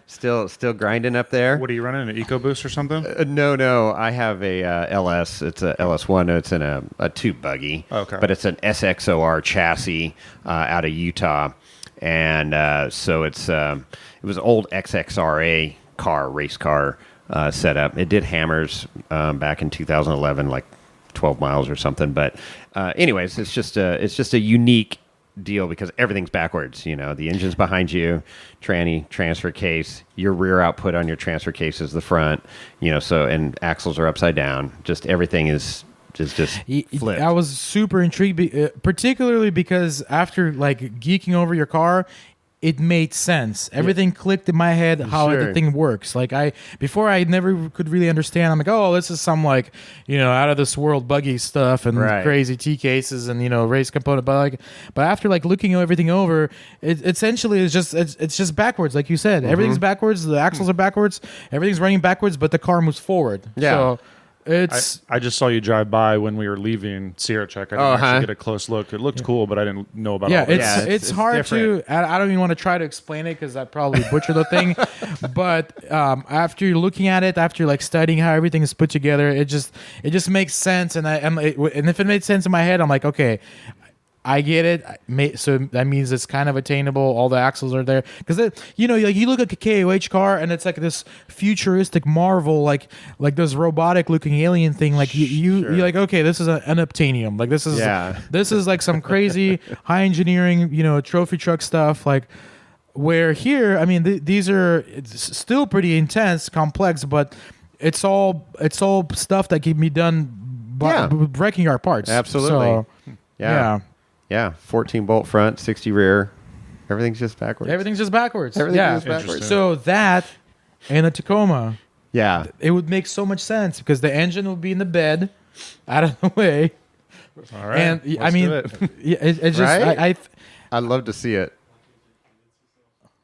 it's doable. Well, that's when I talked to Jason. I said that I would want to put that in Tacoma because what are you gonna put an engine in your SUV? Yeah, in the back? yeah. Like, come on, where Second here it. it's like at least the engine is in the bed. So, Yeah. so that's a cool truck, man. That was my first time really kind of like spending some time with a build like yours and driving, and that was very cool. Like you gave me a couple rides and that thing on Fordyce, man. That was cool, man. Yeah. It's different. It's definitely different. Yeah. Some of these hardcore rock cars, that thing can't wheel, but it does pretty good. Yeah. So it goes where I want to go and more. So Yeah. it scares the crap out of me at times. So Yeah. but yeah, that's cool, man. So what else? What else do we need to cover that we didn't?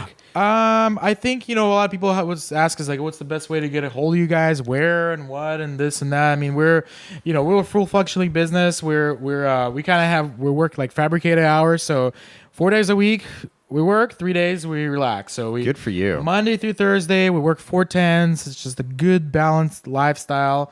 We're all about outdoors. So we're all about going out, taking wheeling, enjoying the trucks, enjoying the stuff that we work on, and just even taking a break. So Yeah, that's key, man. That's the way I've lived my life. Work hard, play harder. and it's absolutely essential. And I know employees appreciate that. And if you can make that work 410s, that's freaking awesome. Exactly. It was a switch that nobody regrets here. So we're really happy with it. Sure. So to get a hold of us, we're Monday through Thursday, 7 a.m. So we're here early, 7 a.m. to 6. Fridays, Saturdays we're closed. So that's time for us to work on our trucks. Recharge. So get out and enjoy your rigs. Exactly. Get out in Mother Nature and enjoy that. Yeah. Otherwise, if you call the shop, you'll speak with either Robert or Robert's our kind of shop manager. You'll deal with Jesse, who's in the front right now. You get a hold of me occasionally. So, what's that number? 916-882-0333 or 916-701-5114. And then, of course, you got your website. Got our website, stellarbuilt.com. So look out for that. We're going to be we're version 3.0. I mean, I'm not sure what version it is now. So huge revamp there. We're super excited about that because, thinking, a website, how, this particular one we spent a lot of time. There's a lot of photography, a lot of content on there that we're putting in, and it's just a cool place on the internet, our little corner of the internet. Like if you jump in, like you'll kind of get to see what we're all about. So we're excited for that. Obviously, social media, Instagram, we just clocked 60,000 followers. So we're nice. Thank you for everybody that's been kind of following our journey. Social media guy, right? I do social media. We do have a full-time Arthur right there. He does everything related to YouTube. So everything that you see video related, that's from our guy Arthur. He's been good at it, checking along. He's hammering away over there right now, making sure we got good content flowing. So the YouTube channel is Stellar Built. YouTube channel is Stellar Built. So just really easy. Stellar Built YouTube, Stellar Built Facebook, Stellar Built Instagram. Yeah, Stellar Built. No TikTok. No TikToks. We're not, there's an account them out there TikToks. Yeah, are we on them TikToks? No, we have an account, but we're not active there. There's so much bandwidth that you can have. So, whatever we have going so far works. So we're kind of sticking to it. No, that's cool. You can email us as well, sales@stellarbuilt.com. There you go. Yeah, a lot of emails. That's as far as doing a build consultation. That's really the best way because it's a good way to organize information. If you got a inquiry, sales at Stellar Built, we'll get at you, reply, keep the conversation going. Cool. So that's great. Well, there you go, man. Yeah, this is your one-stop shop for off-road needs. Brought me in today because I need new tires for the truck, and you got a brand new alignment machine. We got putting some fresh rubber on the Super Duty. Let's see, tying up some loose ends on your steering there. Yeah. I mean, that's getting me ready for Trail Hero. It's a work truck. That's the kind of truck you want to turn key and go. That's you don't want it. to think about it. No lifts, no chips, anything. My other truck was chipped, but these new Fords just kick ass. It's enough. It goes and it does everything I need it to do and gets me there safely. And so just keep it maintained. Exactly. Keep we have the vehicles, same truck. Take care of your vehicles; they take care of you, right? Exactly. We have the same exact model, and it's the same thing. We don't mess with it. You just try and maintain it. Yeah. Keep it driving. Yeah.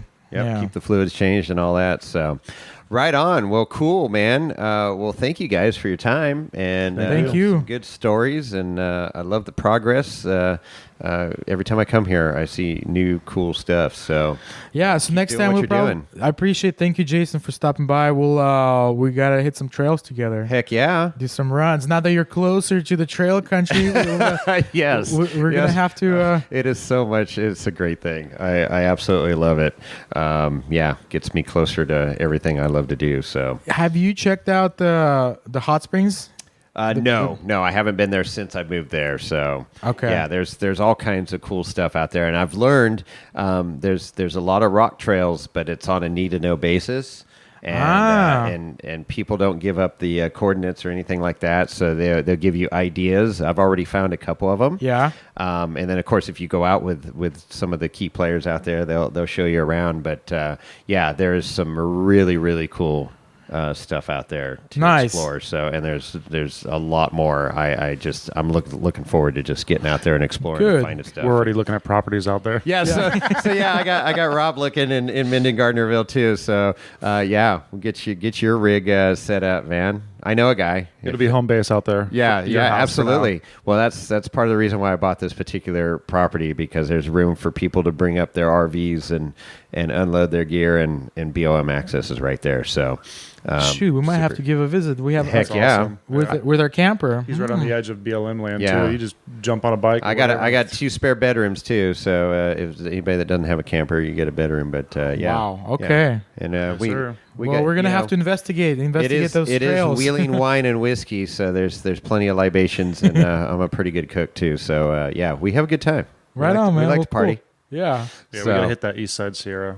There you go. Check some trails. Yeah, we love Yeah. 395. Oh, it is beautiful. Eastern Sierras is absolutely spectacular, and coming up here with the fall colors, it's just pops. And yeah, you get all the leaf lookers, but you get out in the off road and you get to do some leaf looking from your off road rig. That's really cool with not the general public. So yeah, Right on.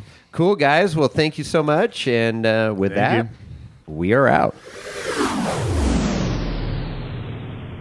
So pretty cool sitting down with Dmitriy and Rob. They call him Dima too.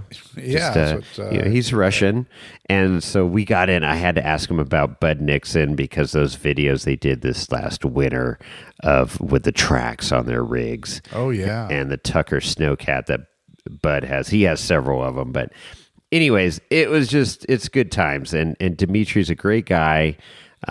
He's very passionate about our sport, our hobby, and he's committed to making sure that things are done right. This is not just we're going to bolt on some shit on your rig and send you down the road and wire in some Baja design lights, right? I mean, Right. dude, it's high quality stuff coming out of that shop. So, and I'm particular. I work on all my shit. It's very rare for anybody to turn a wrench on any of my rigs. But time is money. Things are happening. It's just like I had Justin Hall, at Rock Hard 13 Fab, work on my buggy a couple years ago, I guess a couple years ago when I was getting ready for Trail Hero, and I was in the middle of trying to sell my house, and it didn't sell, but he hooked me up with rear axle seals and everything. And then so same thing with Stellar Built here. They just hooked me up, and the truck is fucking solid now, dude. It is really good. I got a Fox steering stabilizer on there as well. So I am ready for the big road trip to southern Utah. And thank you, Stellar Built, for taking care of me. I can't recommend them enough. They're just great people. They're knowledgeable. They're not there to sell you a bill of goods. They're there to make sure, hey, what's your objective? What are you trying to do? What trail are you trying to go down? Are you doing a fire road, out to this hot springs, or do you want to do the Rubicon every weekend? What is your goal?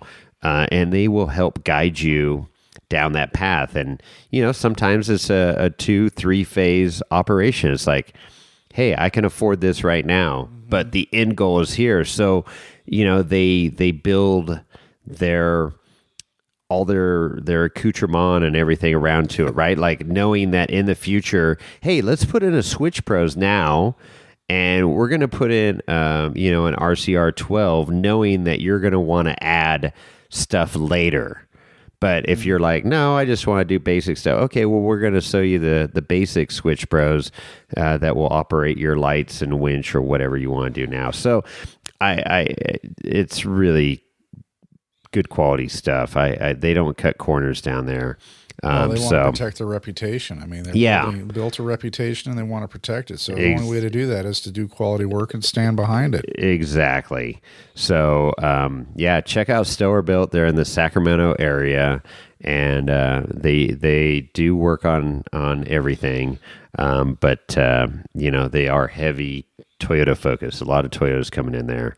So it's okay. I took 2 showers that night. I got all the Toyota cooties off me, and I was okay. Hey, Dima did let me drive. They got a shop truck now that he just acquired. It's a Ford. And I'm like, dude, this thing is kind of a sleeper looking truck. And it was a 2019 and it had a Roush supercharger on it. Uh-huh. And he goes, here, take this to lunch, because obviously my truck was getting worked on. Uh-huh. So I'm driving out of the lot, and Dima goes, step on it, punch it, So it was like in third gear. It's got a 10-speed transmission, and I hammer it, and it takes off pretty good. But, I got a supercharger on the Shelby, so I'm like, okay, that was okay. But then I was fucking around with it, and it's got a sport mode, and I'm like, all right, now we're cooking. Oh, dude, that thing woke up and went like a raped ape. It was impressive. Yeah, in a pickup truck. So a fun little truck. He's been posting pictures of it. It's black and lowered and custom interior. And one of his customers is a big Ford guy and just builds all these cool cars and trucks and stuff. And this was one truck, and he needed to thin out the herd. And so he made Dima a deal and he bought it. And I'm like, dude, if you ever sell this truck, let me know, because it's a fucking sleeper. It's a cool truck. Well, there you go. Just add more to the fleet. Yeah, why not? But cool. Good stuff. Well, yep, for sure. So that's cool. I'm glad you got your truck all ready to rock and roll for the road trip to Trail Hero. What's your departure date on that thing for that? Basically a week from tomorrow. So we skipped an episode this week with your chaos and my chaos. We said, F it.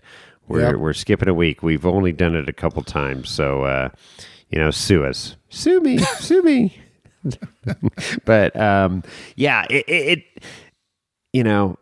just, hey, this is real life stuff. And, we will have a shit ton of content coming out of Trail Heroes. So that's right. Looking forward to that. And you got your Starlink, or we have our Starlink. So we got Starlink. I'm hoping I can upload this stuff to you so we can get some episodes out, and you and I can record remotely. Yep. Yeah, it's going to be cool. We got quite the camp this year. I'm looking forward to it. We got Ozzy in our camp and Kelly.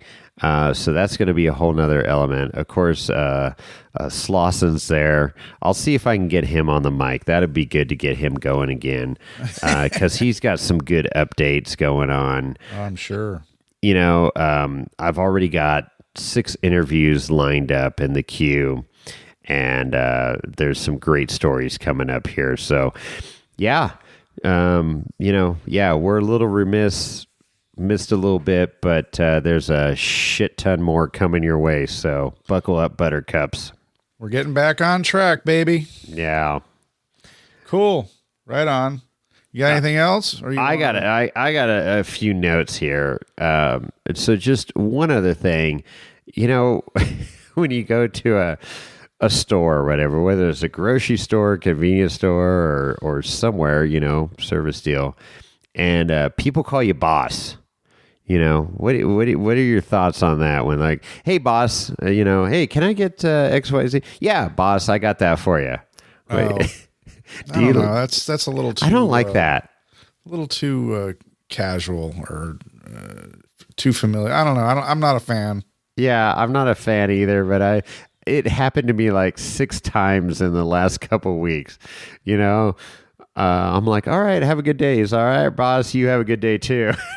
Was that up in the Nevada area? No, it was down in the Bay Area. Really? But it was just funny. So yeah, just people calling you boss. And then, so the Rivians, we didn't talk about the safety clinic, but we had a few Rivians go through the safety clinic, and CJ was there with his Rivian, and he towed his CJ down on a trailer with his Rivian, which was impressive, right? Mm-hmm.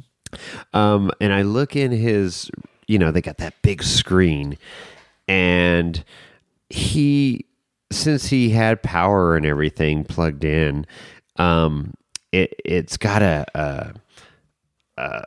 the big display, and it had a picture of a cartoon dog, and it said, "My pet is safe and comfy at 66 degrees."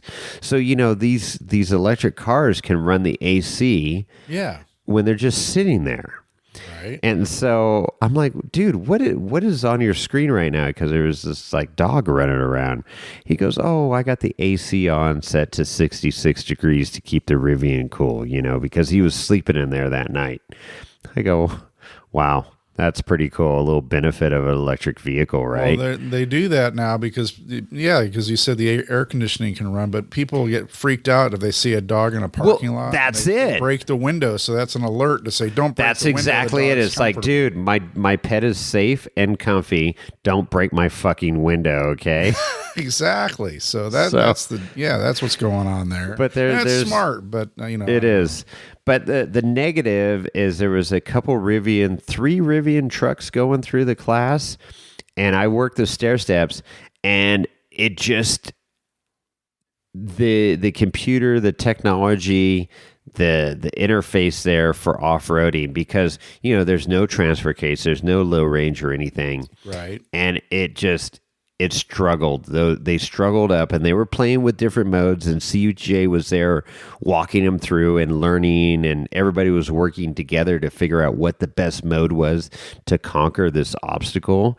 But basically, most of them would come up, and where you need that momentum, and they would put the throttle down. But the truck's like, "No, I don't want to do this," or it's sensing slipping and stuff, and so it would back off the throttle when they needed the throttle. Bad. And then they finally found one mode that worked out well, but there's definitely a learning curve there, and the technology will catch up with it. Very cool.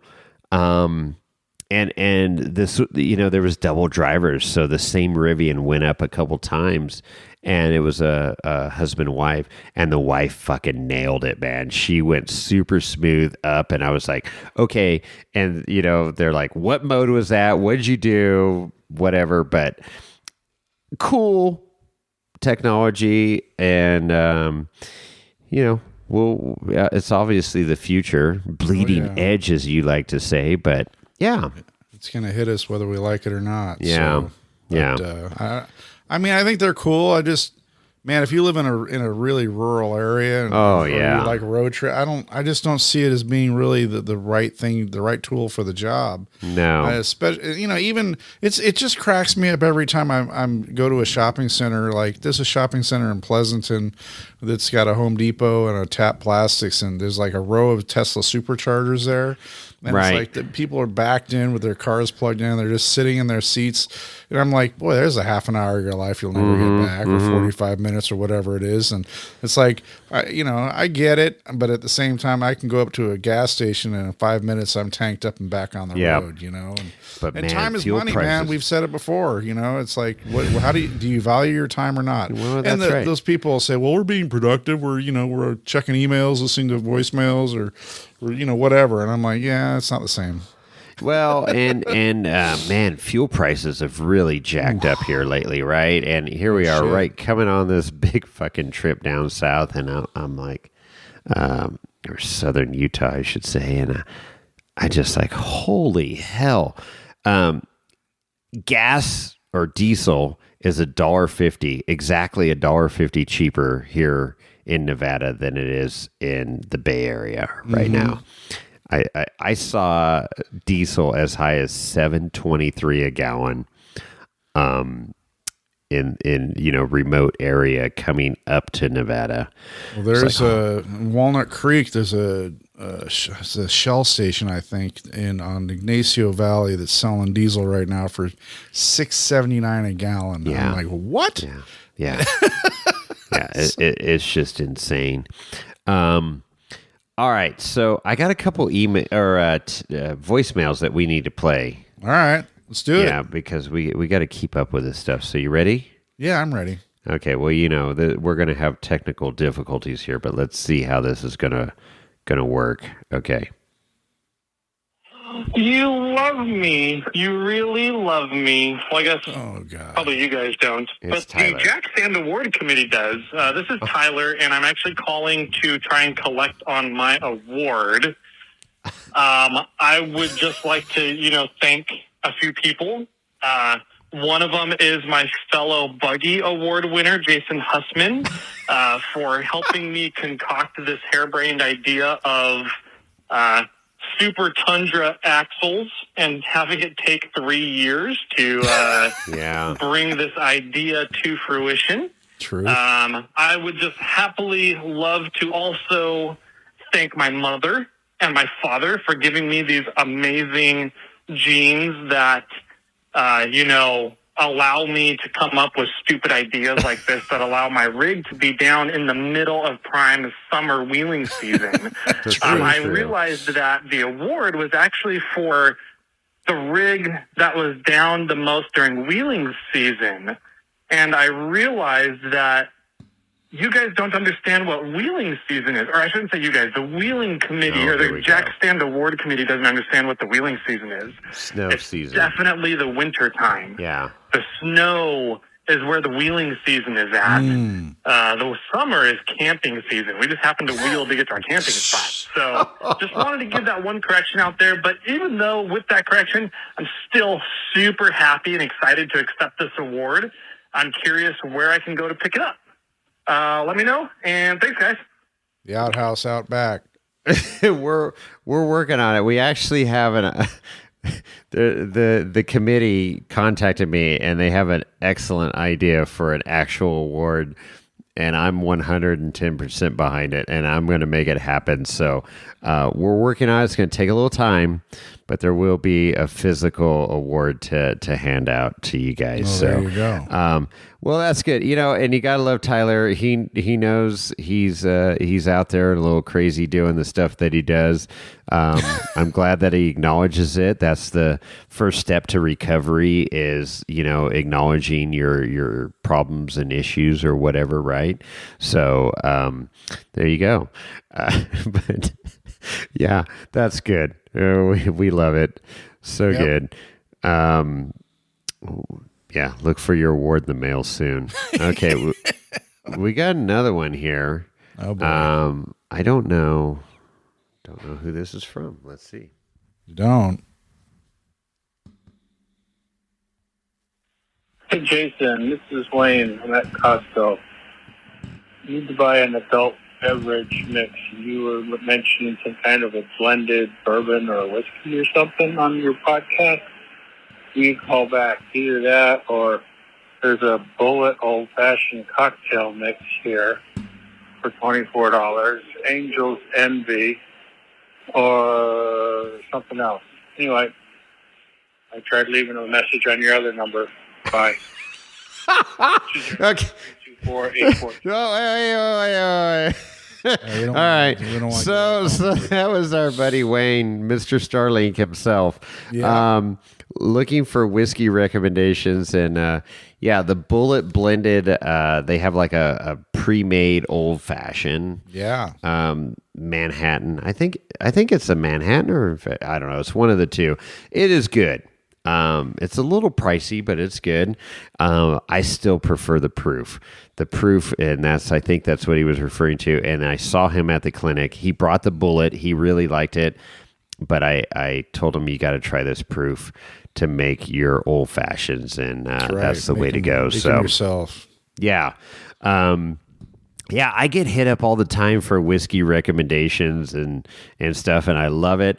I am no expert. I can tell you what I like. I can tell you what the good and bad is of different things that I see, but it comes down to personal preference. So, absolutely, what you can afford. Yeah, what you can afford, what you want, what you're looking for. I mean, it's like I love the ryes, and there's some people that are like, I absolutely hate rye. Well, it's all personal preference. So absolutely, good. Keep the calls coming in. Love it. Yeehaw. Mm-hmm. Cool. Okay, that clears out voicemails. That's good. What else? I think we're pretty good here. Yeah, I've got some rants, but we'll save that. Yeah, we'll save that. We're running long, so yeah. So let's put a bow on this thing, Chris. Want to do that? Okay, let's. So if you want to get a hold of Jason or I, you can email us. We love emails. Lorenzo's been getting emails. He's got one in Spanish that I have to translate. You gotta use Google Translate. I think it's a spam email going from in Spanish, which is weird. So go figure that one out. So Chris or Jason at wheelingwinewhiskey.com, and we'll respond to those emails. If you want to do the Instagram, it's at Wheeling Wine and Whiskey, and that's a great way to communicate with us, and we definitely enjoy that. Also, as you just heard from voicemails, you can call us and leave a voice message. The number there is 408-800-5169. Again, that's 408-800-5169. 408-800-5169. That's right. And it'll get played on the air most likely, unless it's just way over the top. So, oh no, we're expecting. We got a couple celebrities, Hollywood celebrities, coming out again to Trail Hero. So expect some good stuff coming up here. Crazy shit going on. And then, of course, don't forget about our website, wheelingwinewhiskey.com, where you can see all of our listen to all of our past episodes and, of course, comments and whatnot. And our, of course, links to our merch, which as I mentioned earlier in the show, the holiday season's coming up, so you want to get stuff for under the Christmas tree for your loved ones. And, of course, we want to support irate4x4.com. Yes. That's where Austin you can join our Barrel Society. You can go to the forums there and go watch, listen, and discuss.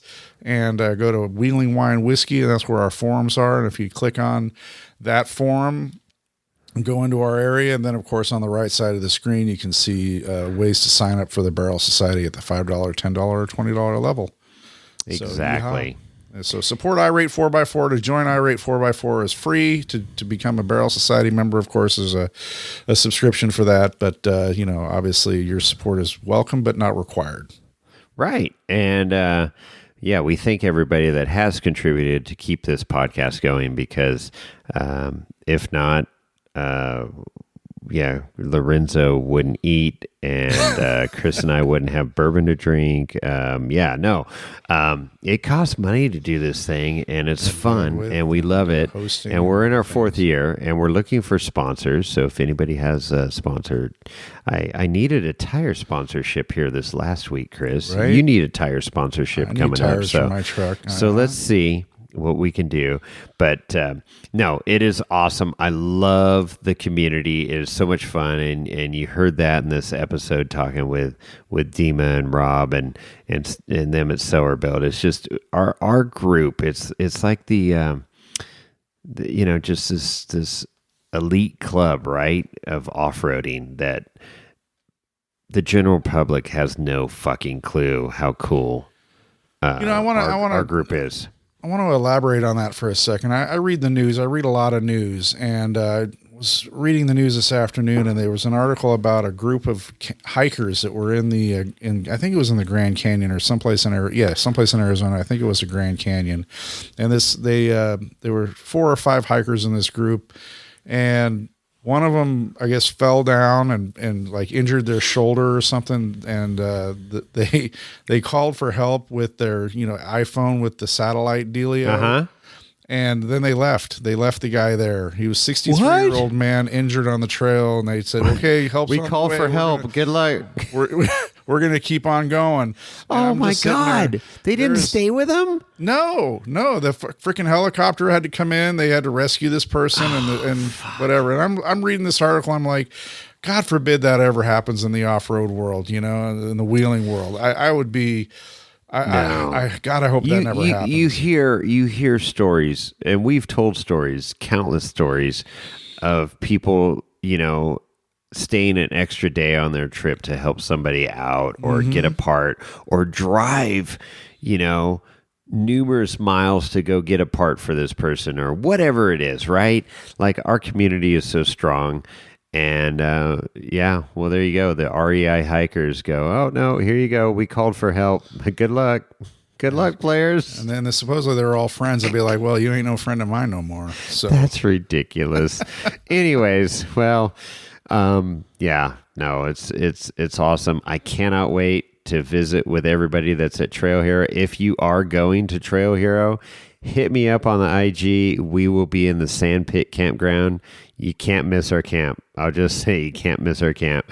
And come by and I'll hand you a sticker.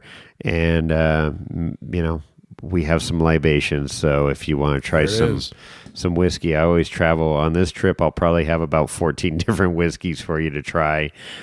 So, anyways, our next episode will be Trail Hero. So I am so stoked. I'm a little anxious because I've got a lot to do between now and then. My trailer is still full of like wine barrels and wine stuff from moving my wine cellar. I need to get that cleared out and start packing for Trail Hero. So well, you better get going. I know. So with that, we're out.